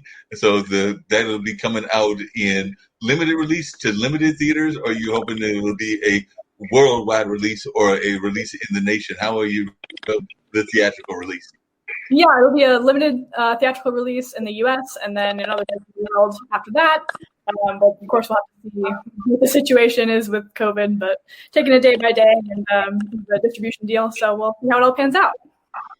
Well, I can tell you this without giving too much away, and you can probably guess who it is, but there is a character that was very prevalent in at least the beginning. So I think that they need to have at least an arc so we can figure out what's going on with a certain character, because that's one of the questions that I had when I was watching the movie and even got to the end. I was like, something's missing. I don't know what happened to that person. Yeah, I know what you're talking about. It's secret. Yes. But you need to figure that out. We need to figure that out so we can figure out how to make that happen. Maybe it can be a whole nother storyline. We'll spin off. Yes, a spinoff. We can have a whole spinoff and all of that. And maybe even several spinoffs, because that is definitely something that folks may be interested in having happen, and it'll be interesting to see what that. One thing I'm going to tell both of y'all, and like I said, I've got to figure out how we would work on the music side, but the International Broadcast Media has got its own platform now as well. So we have our own website, ibmtv.tv. I've actually got some merchandise on there. I think I've got a T-shirt, a visor, a couple of other items as well, a sticker for the online dinner party, which is the show that I do for them on Wednesday afternoons and all of that. And a couple of the other shows have product as well. But there is a platform because Nick, one of the founders, bought the URL, because we know Blockbuster went under, so he bought the URL for Blockbuster. So we actually have the capacity to show movies on our platform. So like I said, we've been showing a lot of Hennings Rev Share movies just because we have a partnership kind of with them and all of that. But definitely there is the possibility of movies being shown on this platform as well, because if you go, you'll see TV series and you'll see movies. So right now there is no movies in movies. So if either of you, and I've mentioned this to a couple of the other filmmakers that have been on this show as well, are interested in having your movies shown on the platform, this is another platform that the full movie can be shown at once y'all work out the details and if y'all are interested. But definitely that is something that is going on, that is being offered here on the International Broadcast Media platform. So like I said, you can go there, and I can also put you in touch with Brandon and Nick and Kim. Nick and Kim are the ones in charge of the network, along with Ankit, who's in India. I know that Brandon has been helping a lot with the creation of the shop, but also some of the creation around the website and all of that, because he is a young gentleman, probably in the same age range as you folks are, because I didn't ask that because you don't ask like that, because that's just rude, and you don't do that. But I think he's in his mid-20s and all of that, so I think that y'all are probably in that same millennial kind of age set and all of that. So definitely. Oh, thanks for making me feel better. I won't tell you my age then if you think I'm mid-20s. Like you're in your mid-20s. Yeah, we'll keep it there. We'll keep it there. So definitely that's something that y'all should be interested in and all that. So just let you know that and everything. Earlier, Tori had talked about her work with, and one of my other filmmakers had talked about working with Ernest Thomas, who, if you remember that, what's happening now and everything, and definitely you had mentioned working with Raven Simone. Ashley and Airomee, who are some of the name folks that you have worked with? Because I know that you've been in the industry even for a year or two. You've had the chance to work with some name entertainment industry people. So I'll start with you, Airomee, and I'll come to you, Ashley. So, Airomee, who are some of the name musicians that you had a chance to work with in your career? Mr. Wynn? Oh, me. Oh, yeah. One of my promoters was David Kuhn, who was one of the founding members of the Red Hot Chili Peppers. Also, when I worked, when I had my own Spreaker radio show on Facebook. I had an artist by the name of Lauren Frost, who she had managed to perform on stage with Barbara Streisand when she was 15 years old. And I had another jazz saxophonist who recorded in the same music recording studios as Michael Jackson. So I've had a few, and I recorded one of my own singles, More Than Just My Dreams, at Spirit West Studios in Salt Lake City. I know the Lisa Nishon family very well that owns the studios. Some of the key artists that recorded there was Snoop Dogg. Snoopy recorded in their studio back in 2002 when they had the Winter Olympic Games. Marie Osmond, Marie Manilow, and also David Cook. You remember David Cook as the American Idol for a while. So, and very wonderful people, professional people, been in the business for decades. And they were also responsible for setting up the opening and closing music acts for the 2002 Winter Games there in Salt Lake. So those are some of the major influencers in the business that I have worked with. Gotcha. And what about yourself, Ashley? Who are some of the folks you had the pleasure of working with and definitely being involved in terms of their being on the same set with them or even being on similar roles with them and all of that? The biggest one would probably be on Law and Order, and I was working with Ice-T all day, and he is literally the nicest person I've ever had the pleasure of working with. He's the type of person that will talk to every single, from background to crew to PAs. Like he is such a genuine person, and so really really helped me to be like more comfortable when I was on set. That was probably my favorite one. Gotcha. What do you think some of the biggest myths folks have about the entertainment industry? Because I know there are a number of them out there, and people have all kinds of myths, and y'all have alluded to some of them just in our general conversation, but there might be others that you might think about. So I'll start with you, Tori. What are some of the biggest myths that you think folks have about the entertainment industry when they think about it and when they think about even getting involved with it? I'm not really sure. I guess, maybe one of the myths could be that all the actors involved in it are like superficial. But I mean, the most genuine, down-to-earth people that I have met in my life have been actors. So I guess that's kind of a misconception. Yeah, I can definitely see that. What about you, Ashley? I would say that, some people think that it's not real work, if that makes sense. And I would invite those people to come on a set and watch it and see it happening. And, you're not just going on set and, drinking coffee and eating donuts all day. It's hard work. And, I hope that people realize it's just as much of a trade as anything else. I want to ask Airomee that as well, but before I get to that, one of his publicists, Eris, was asking me to ask you two about being a woman in the entertainment industry as well, because she is a woman in the industry, and I know that she faces some things, and we kind of alluded to that earlier, but that was before Airomee came on, so she wasn't watching as much. But I'd love to hear y'all talk about what it is like being a woman in the entertainment industry, because I'm sure that she would love to hear more of your thoughts about that as well. And I get to Airomee as to some of the mythologies that might exist about entertainment in general. But I do know that Eris is a publicist with a number of artists, including Airomee Wind, including a number of others, even Ramon Jamal, who's out of the hip-hop industry, and a couple of funk artists as well. So she's got artists of all sorts and everything. But I'm sure she's curious about your feeling about being a woman in the entertainment industry, as she is a woman in the entertainment industry as well. So I'll start with you, Ashley. It's hard. I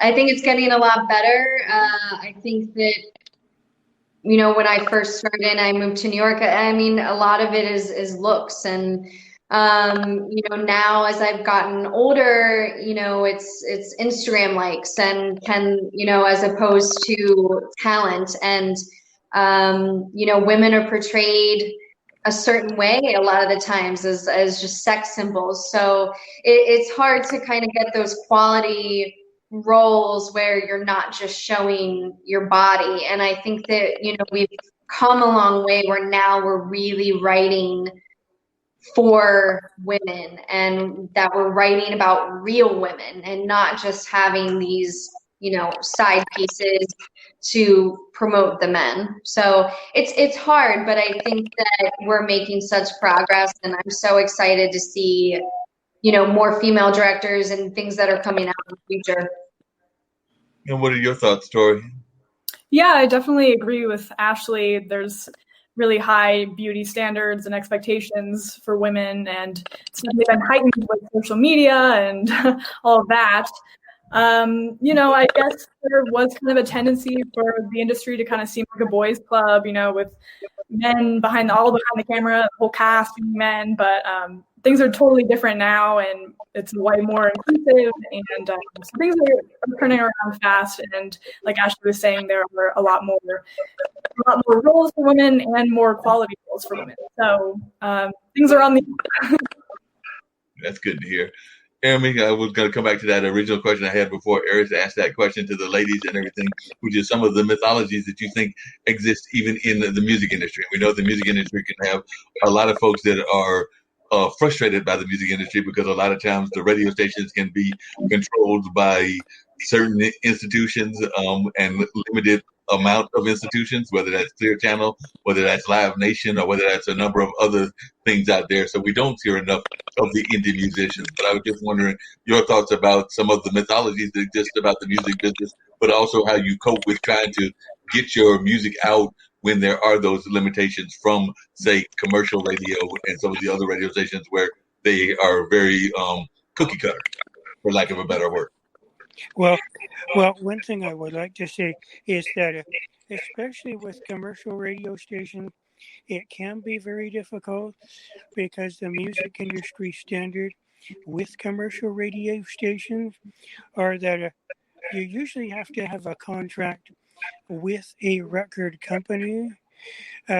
You have to be signed with some kind of a commercial record company because it's usually the record company that pay to get your music into those broadcasting establishments. So if you're not signed with a record label, it can be very difficult. And so for me, using more electronic means, the internet, cyberspace, it's a whole lot easier of an avenue in getting music out there. And I have had my music played on some terrestrial radio stations, but it's a lot of work getting it there. Yeah, that makes a lot of sense. One of the things that I was curious to hear from all of y'all is a lot of times, and we've actually talked about this on a couple of the shows here on International Broadcast Media, not just mine, but my friends back as well as a couple of other folks, is the fact that it is called show business for a reason. And that's because definitely you want to have the talent, and both of y'all ladies, as well as you gentlemen, have great talent and everything. But definitely you don't want to just have the talent. You also want to have the sense of being also involved in the business aspect of things. And that's why it's called show business. I don't know that enough of that is taught even to the actors and things of that nature, and definitely not to the musicians. So I was wondering, how much engaged are you on the business aspect of your careers? And if you are engaged, how important is that to you? Because like I said, I think a lot of times we don't think about the business aspect, whether that's contract or whether that's a number of other aspects of show business, and we leave it up to the agents, the managers, and other folks, and we may not necessarily have those skill sets ourselves. So, Tori, how important is it for you to be involved in the industry and know the business aspect, or do you kind of like feel comfortable leaving that to other people that are part of your team? Well, it's definitely really important for me to be involved in the business aspect. At the end of the day, I have my team who supports me, but at the end of the day, it's my career, and so I have to kind of take charge of it. And actors, we love the craft and we love to act. that's what we do it for. But if you don't kind of learn the business side and how to cultivate relationships and maintain them, then it's going to be really hard for you to continue to move forward. And so, all these different things you have to learn about how to market yourself and just various aspects of the business side of the industry is just as important as managing your craft. And what about you, Ashley? Yeah, I 100% agree with Tori. I used to say that you could be the best actor in the world, but if you don't know how to develop business relationships with people in the industry and market yourself, you might not go anywhere. So I think that's just, when I was in acting school, they didn't focus on any of that. And so, a lot of people, as soon as you got out of acting school, you're like, well, I can act, but what now? And so I think that's something that I think acting schools should really teach as well, how to build your resume, what to do to build a reel, getting your website, business cards, how to reach out to people within the industry. And I definitely think that's just as important as honing your craft and being a good actor. Yeah. And what about on the music side, Airomee? I would say, speaking of acting, one of my, believe it or not, one of my hidden secrets, one of my greatest inspirations in music has always been Barbra Streisand, because all of you well know she played in quite a number of movies during the prime of her day, and like my inspiration, Phil Collins, Michael Bolton, Peter Cetera. One thing people don't know is, they're big superstars, but they were also good businessmen and good businesswomen, and any world famous artist is going to be a good business person. They have to know the resources that are available to them and the right avenues. And of course, a big part of it also still depends on who you know, developing those key working relationships in the industry to get your career to the point where you want it. Yeah, that makes a lot of sense. And one of the things you said, Ashley, is I'm curious to hear from everybody their thoughts about it, is you talked about acting school, and we've actually got a couple of good acting schools here in North Carolina. Definitely has a pretty good acting school. North Carolina Central University, which is an HBCU, has a good acting school, and there are a number of others here in the state of North Carolina. And of course, there's several there in New York, D.C., and a number of other places. But how important do you think it is to actually get your skill from an acting school, or in the case of Airomee, a music school? Because I have heard some people feel that it's not necessarily important to get a degree from an acting school, that you can get those skill sets from other trades or other environments and not necessarily have to get it from a 4-year college or things along those lines. So how important do you think it is for a good actor to go to an acting school, or do you think that it's just as easy to do the old-fashioned way of kind of like the bootstrap method of learning and all of that? So I'll turn it over to Tori first and then come down to Ashley and work my way across. But Tori, how important do you think it is to go to acting school? Well, I think training is absolutely fundamental. It's really up to the actor themselves where they want to get that training. A 4-year college situation isn't always for everybody.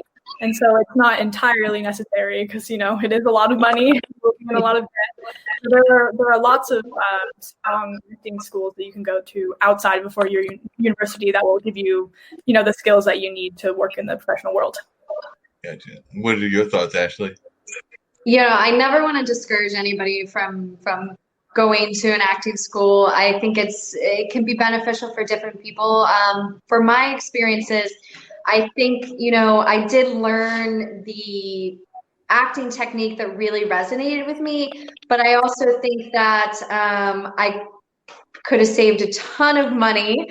And the school I went to was 2 years, and I think I could have found just some really incredible acting, just regular acting classes that were, weekly that you would go to, and learned very much the same thing. They're beneficial in certain ways.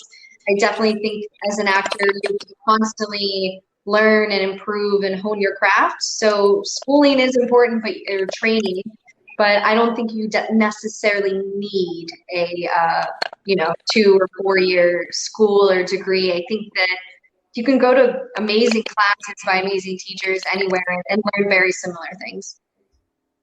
Definitely. And what is your thoughts on that as well, Airomee?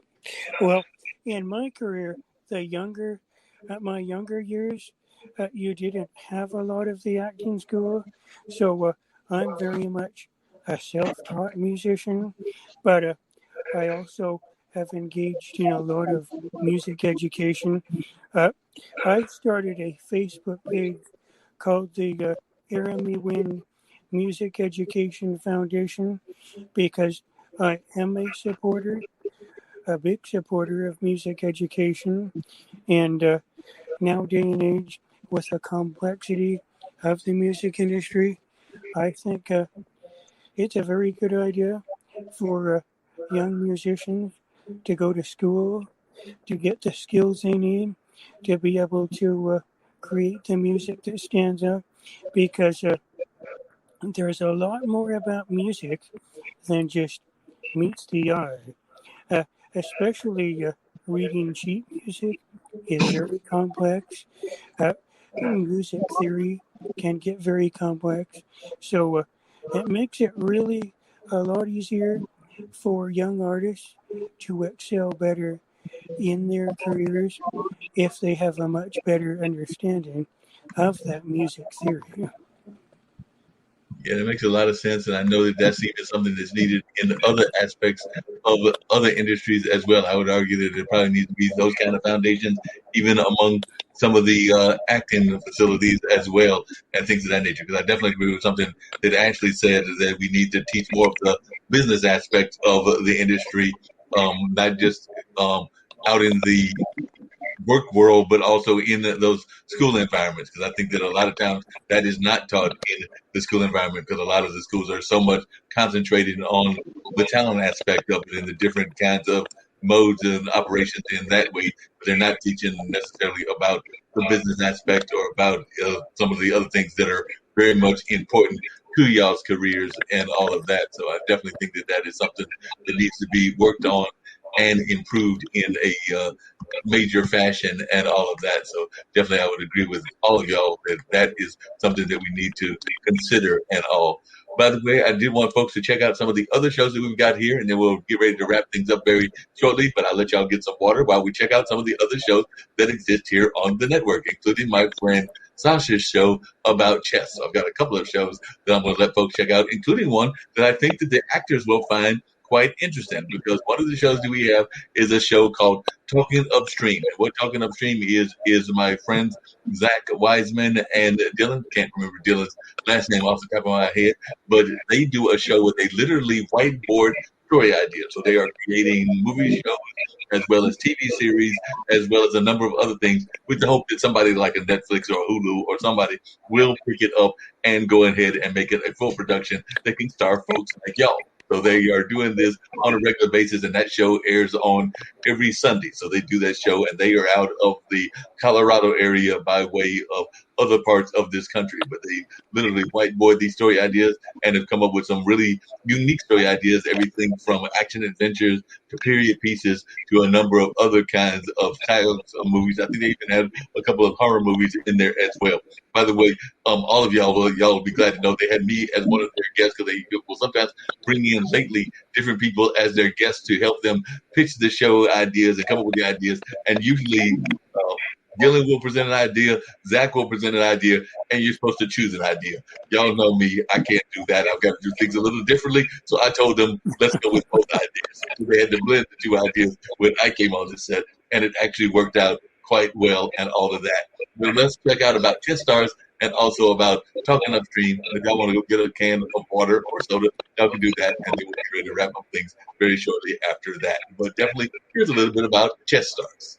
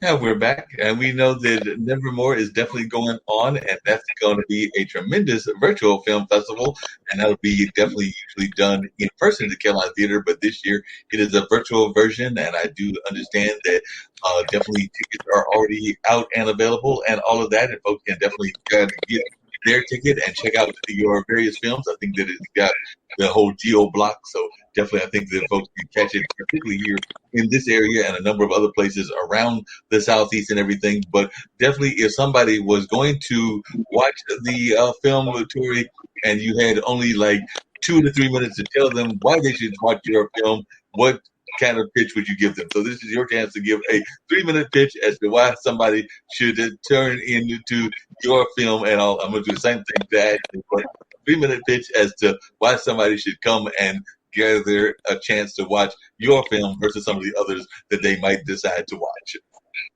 Okay, well, it's a psychological thriller about a teenage runaway who has to pretend to be this delusional man's daughter in order to escape captivity. And it's about survival and family relationship. And I was really honored to work with William Kircher, the actor from The Hobbit. And so we've got some really strong performances in it that I think the audience will enjoy. Sounds good. And Ashley, what's the reason that somebody should be wanting to tune in to your film as well and check it out and all of that? If you want to see a gory little delusional love story, we have the film for you.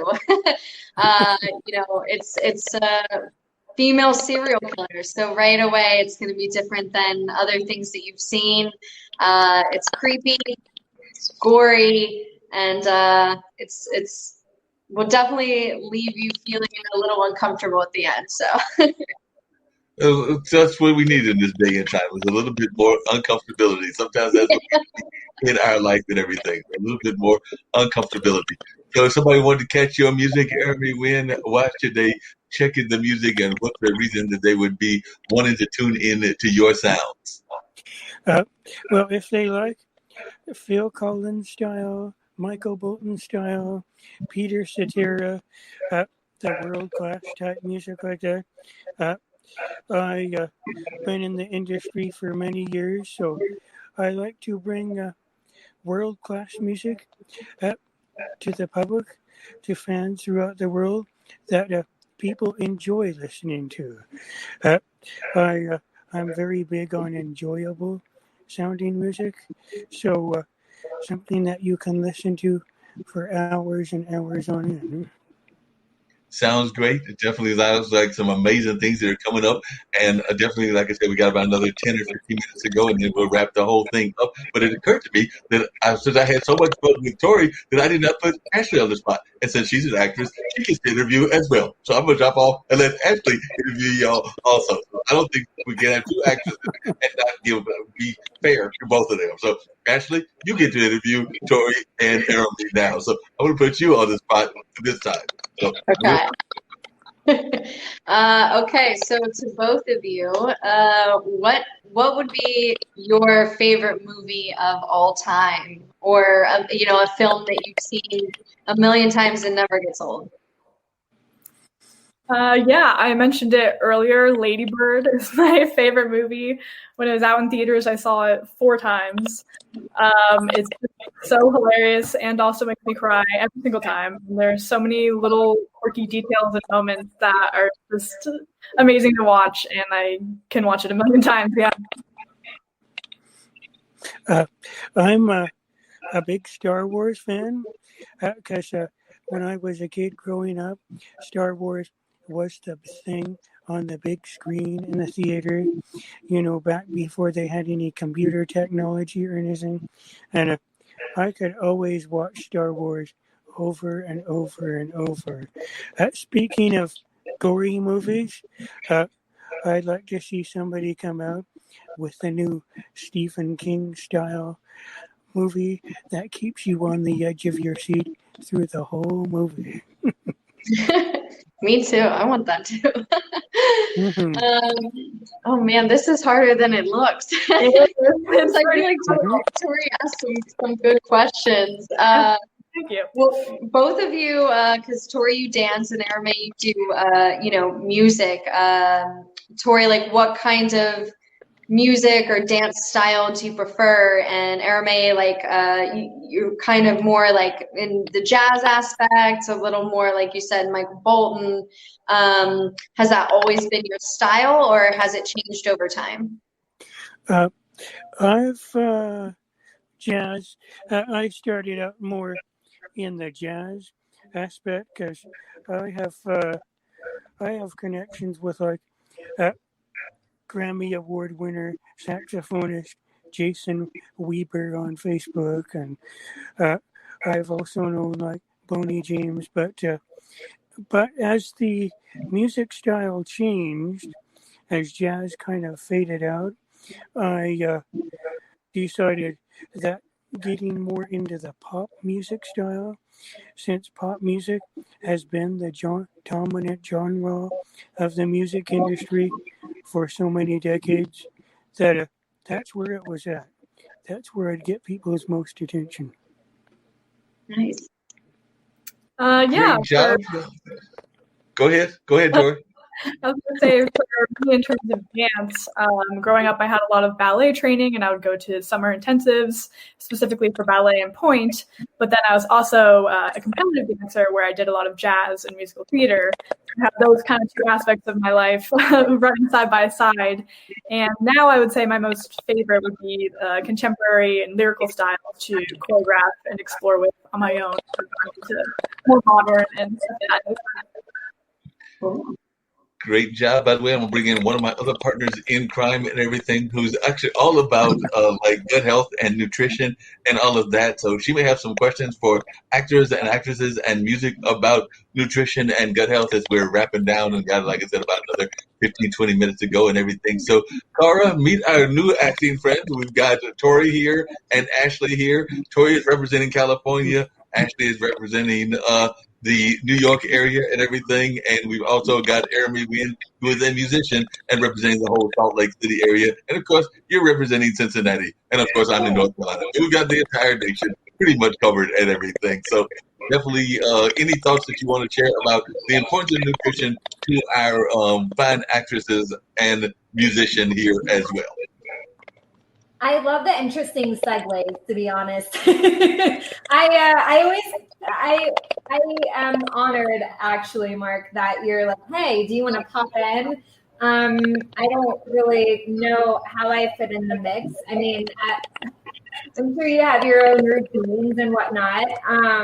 You have to keep healthy, and like a lot of stamina goes along with dancing and acting and being, a musician and whatever.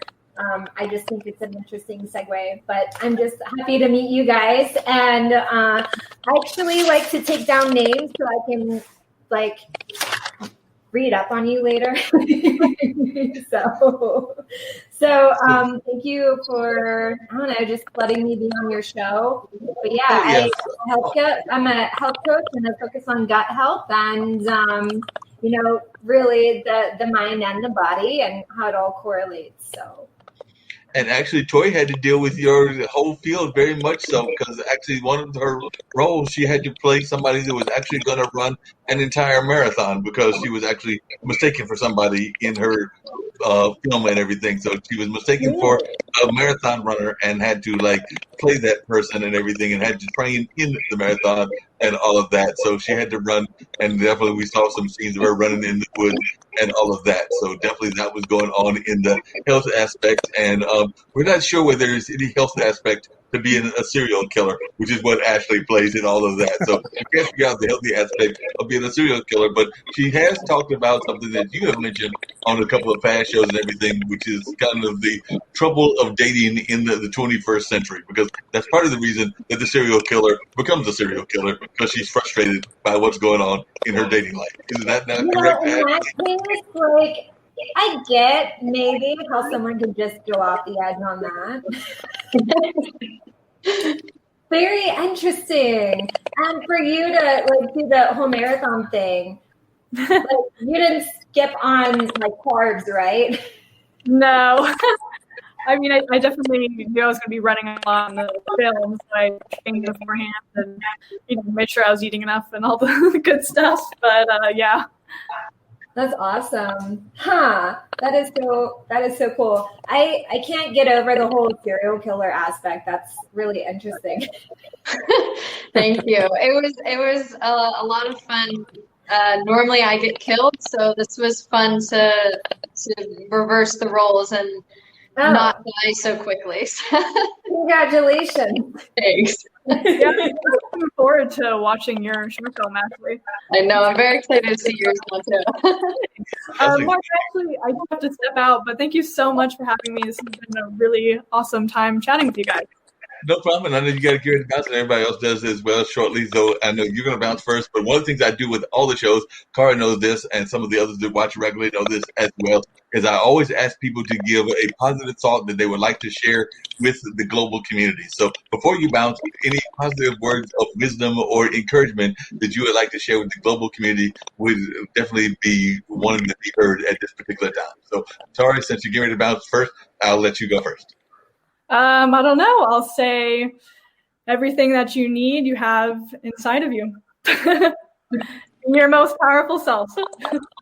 Sounds great. So I appreciate you. Definitely glad that you were able to appear. You've been a great guest, and I definitely look forward to hopefully having you come back in the near future to either this show or some of our other shows that we have as well. Yeah, totally. All right. Thank you so much. Bye. Bye.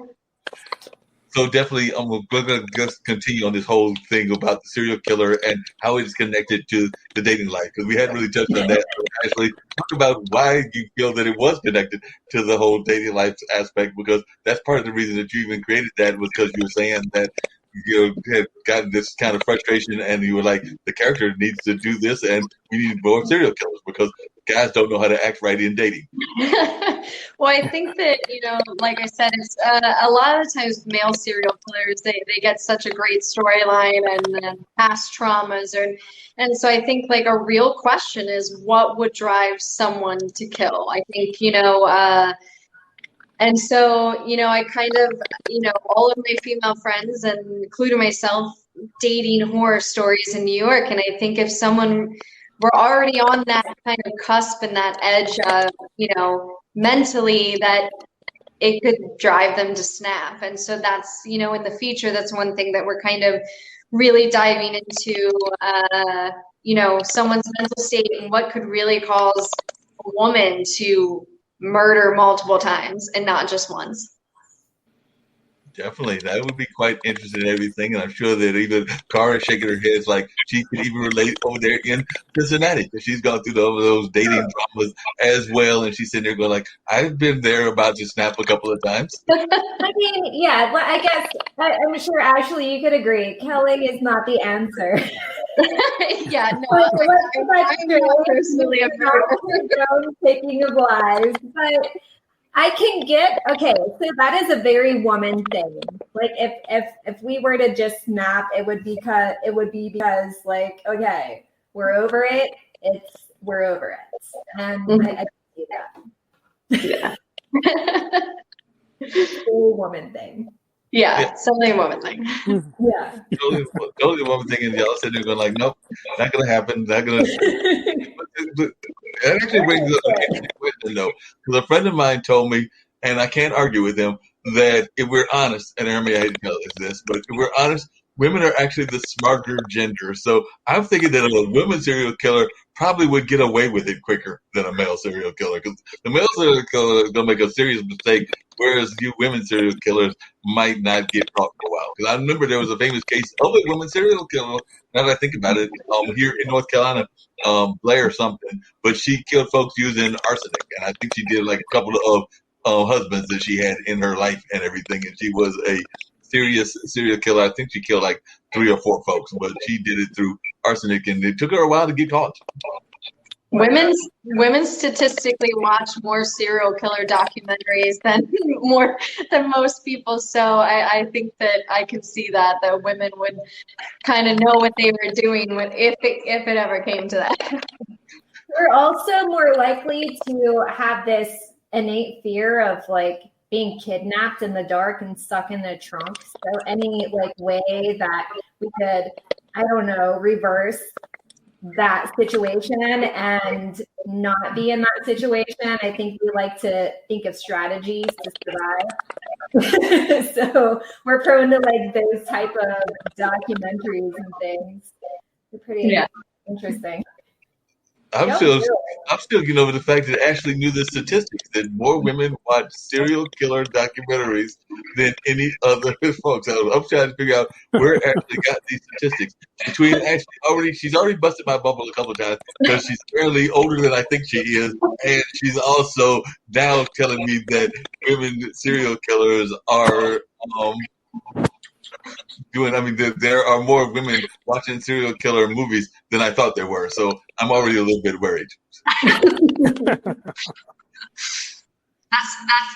diving into character, guys. That's all it is. Totally. We understand. That's all anybody does. They'll dive right into the character. That's what acting is all about. Get into those characters and all of that. By the way, Eris, who is also a fan of the show and watches and has seen us several guests, was saying hello to you, Kara. So Eris is over there in Hawaii. So we're totally representing the whole United States, because I know that she's over there in Hawaii with her young one and her significant other. So glad to see that she was joining our conversation also.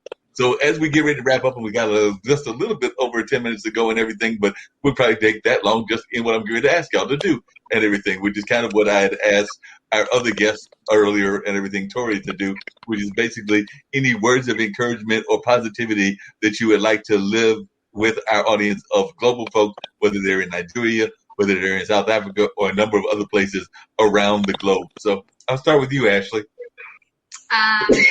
Stay connected.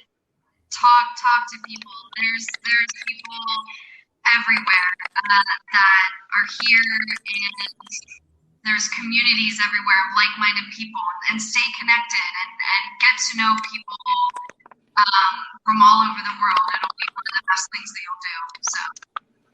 Yeah, definitely.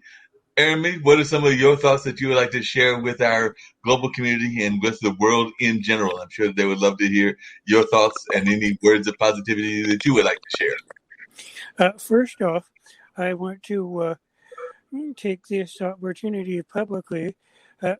Eris, she has been an amazing publicist.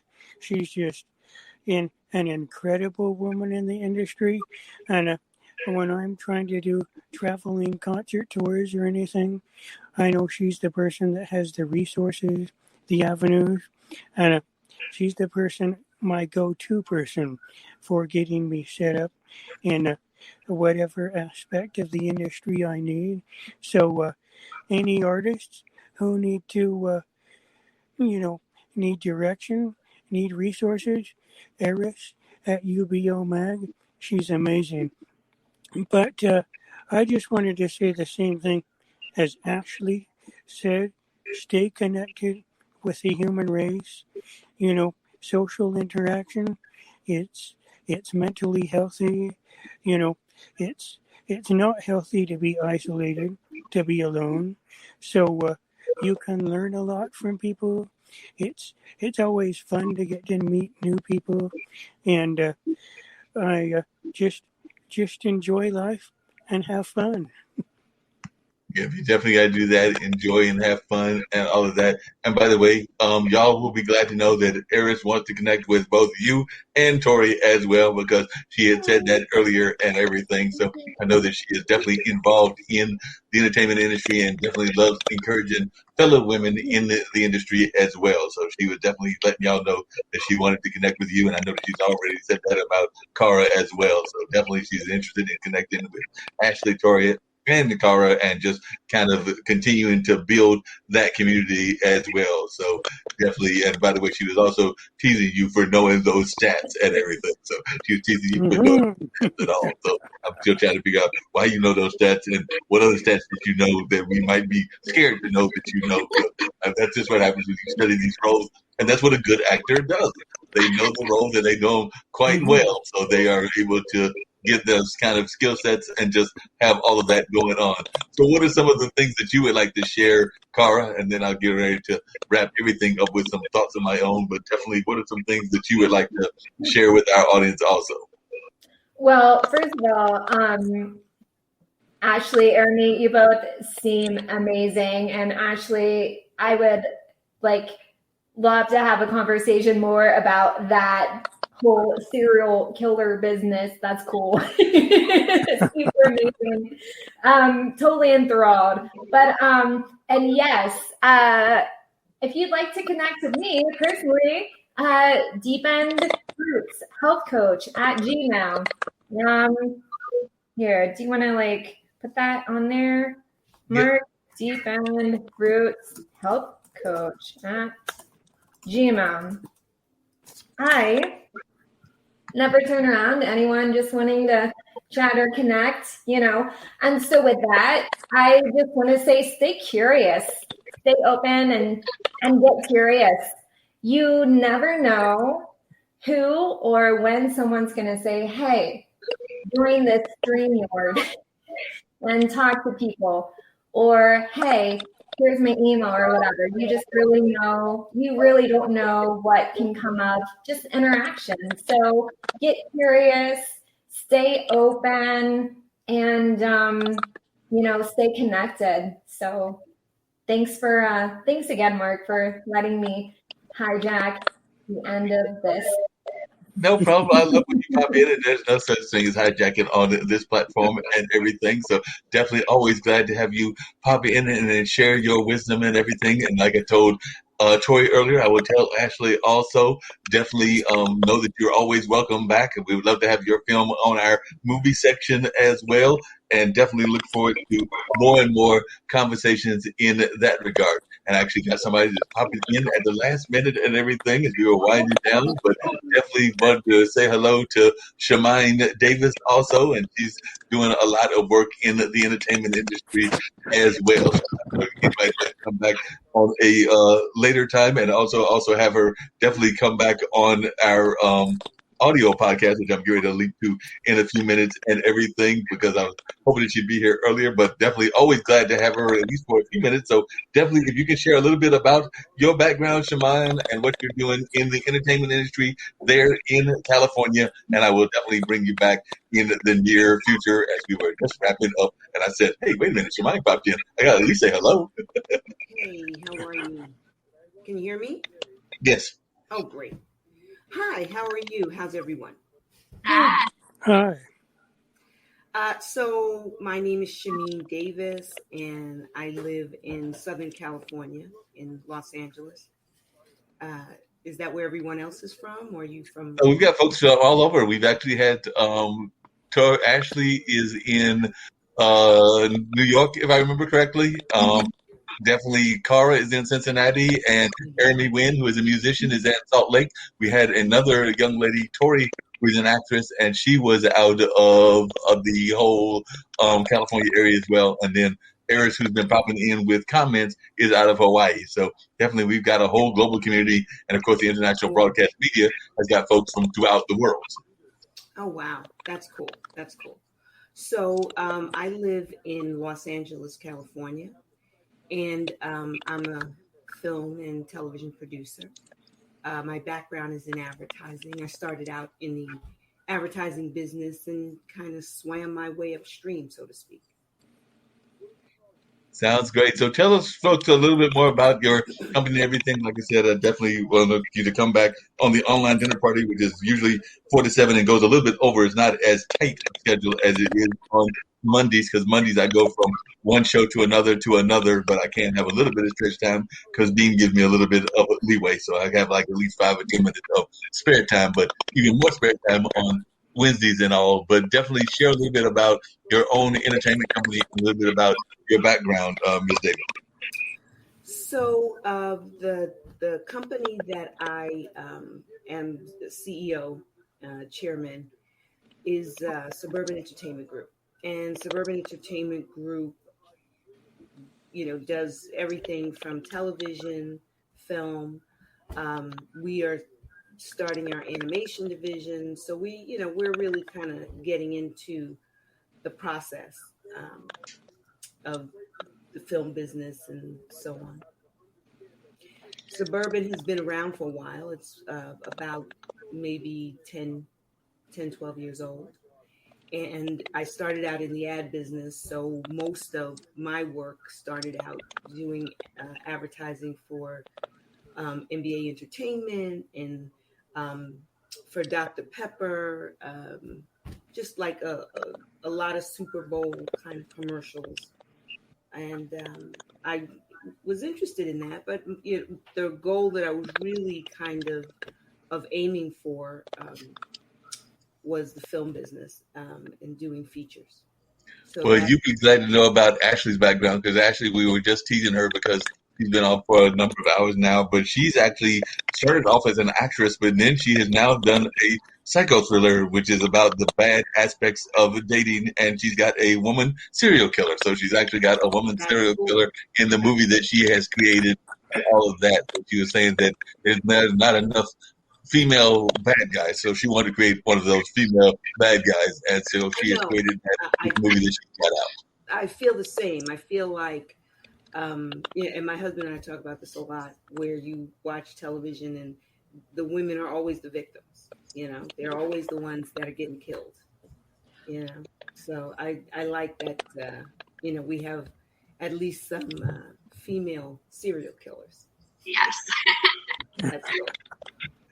Yeah, so we've got at least one female serial killer in the house that's got folks that are involved in that. And by the way, Eris, who is out of Hawaii, and Airomee Wind, who is a musician, is one of her clients, wants to connect with you because she's in the publicity field and in the entertainment field as well. And I know she's got some ties to California, so she definitely wants to connect with you also. So as we wrap it up, and like I said, I am glad that you were able to pop in toward the end and everything. And I do want you to come back on in the very near future, like maybe even the online dinner party on Wednesday. And of course, I'd love for you to call 646-668-8393, which is my audio podcast, which I'm going to get ready to leap into in a matter of a minute or so and everything. But as we're going to do that, how can folks reach you, and how can folks definitely get in touch with you and your entertainment company? So if you'll share your website, everybody else has shared theirs, but I'd love for you to share yours also. Sure. So right now I'm on LinkedIn. We have a few new projects coming up that is a part of the updated website. So you won't be seeing that probably until the end of the month. But we're updating our website to include 2 feature films. One is a sci-fi thriller called The Ark. The other one is an international film project. The name is actually being recalibrated, but there'll be an international film. Then there's another sci-fi film called Destiny.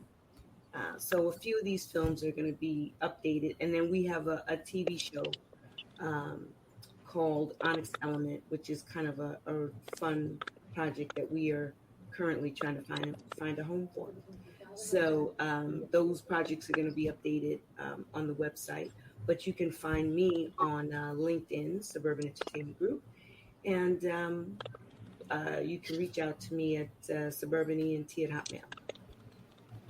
Sounds truly amazing. I think that you may have found already a musician because Airomee Wind will probably provide some music for your movies and everything. And I'm sure that Ashley would love to act in. She has to fly all the way from New York to California because she doesn't mind flying from one place to another in order to do her acting roles and all of that. I mean, I'm a little worried about the coronavirus, but if we keep our masks on and stay safe, I think we can do anything. Yeah, definitely. So I want to appreciate all of y'all for popping in. One of the things I was doing as you were popping in, and I definitely want to give you that opportunity as well, is that everybody was kind of giving their thoughts of positivity, their thoughts that they would like to share with our global community. And like I said, I definitely want to have you come back where we can explore even more detail, a little bit of your career and a lot of the great things that you're doing and everything. But definitely, if you have any thoughts of positivity or encouragement that you would love to share with our global community, I would love for you to do that now as we're wrapping up this particular edition of Mullings Music and Memories. So I think the things that I think about most in terms of trying to stay positive in these corona times is really projecting what the future will hold once we are all vaccinated, or however we all feel about that. There's people who don't feel as strongly as I do about that sort of thing. However you decide to move forward, I feel like 2021 is full of opportunity, and I think for so many of us, we've taken this time during COVID and being quarantined. We've taken this time to really think about what our next steps are, and it's sort of given us a timeout, an adult version of a timeout that some of us really need. So that's my positive note for the future, is that this time was really a time to kind of regroup and refresh, and 2021 is about moving forward. Sounds great. So like I said, I was glad you were able to pop in and definitely share your thoughts as well. And if any of y'all are interested in joining on the audio version, and I know that actually Dean is probably in the process of calling me now, but 646-668-8393. But if not, then we'll definitely be back here on the International Broadcast Media on the online dinner party, where I'll also bring up my mystery guest, which is usually some celebrity from history, or maybe 2 or 3 celebrities from history, and there's whole trivia questions that go on as to who those will be at the end of the show. But then we have regular guests on during the course of the regular interview, which is between 4 and 7 or 1 and 4 EST. Pacific Coast time and all of that. So definitely, hopefully you can join back on that, or definitely, hopefully y'all will join me on the more traditional audio version as we'll get ready to get on the streaming platforms that I've been doing since 2 o'clock. So I still got another 2 hours of podcasting to go, because I must be slightly on the off-kilter side and everything, not quite at the serial killer level, but on the off-kilter side and all of that, because I try to do on Monday afternoon on a regular basis, and I've been doing it for a number of weeks, 7 hours straight of podcasting. So 2 streaming shows followed by an audio show equals 7 hours straight on Monday nights that I do, Monday afternoon going into Monday night. But always have fun and always have engaging conversation. So I'm getting to bounce on to the audio side, but I want to thank all of my guests, including Tori, who was on earlier, but definitely want to thank Ashley, Airomee Wind, Chimene Davis, as well as Cara Oelker for joining me on this particular show of the Mullings and Music and Memories. And I'll catch y'all on the flip side as I get ready to go on over there to the audio side. So I want to thank y'all for being on and learning about the fantastic things that y'all are doing, and look forward to seeing y'all again next week, but also on Wednesday on the online dinner party right here on International Broadcast Media. Bye. Thank you.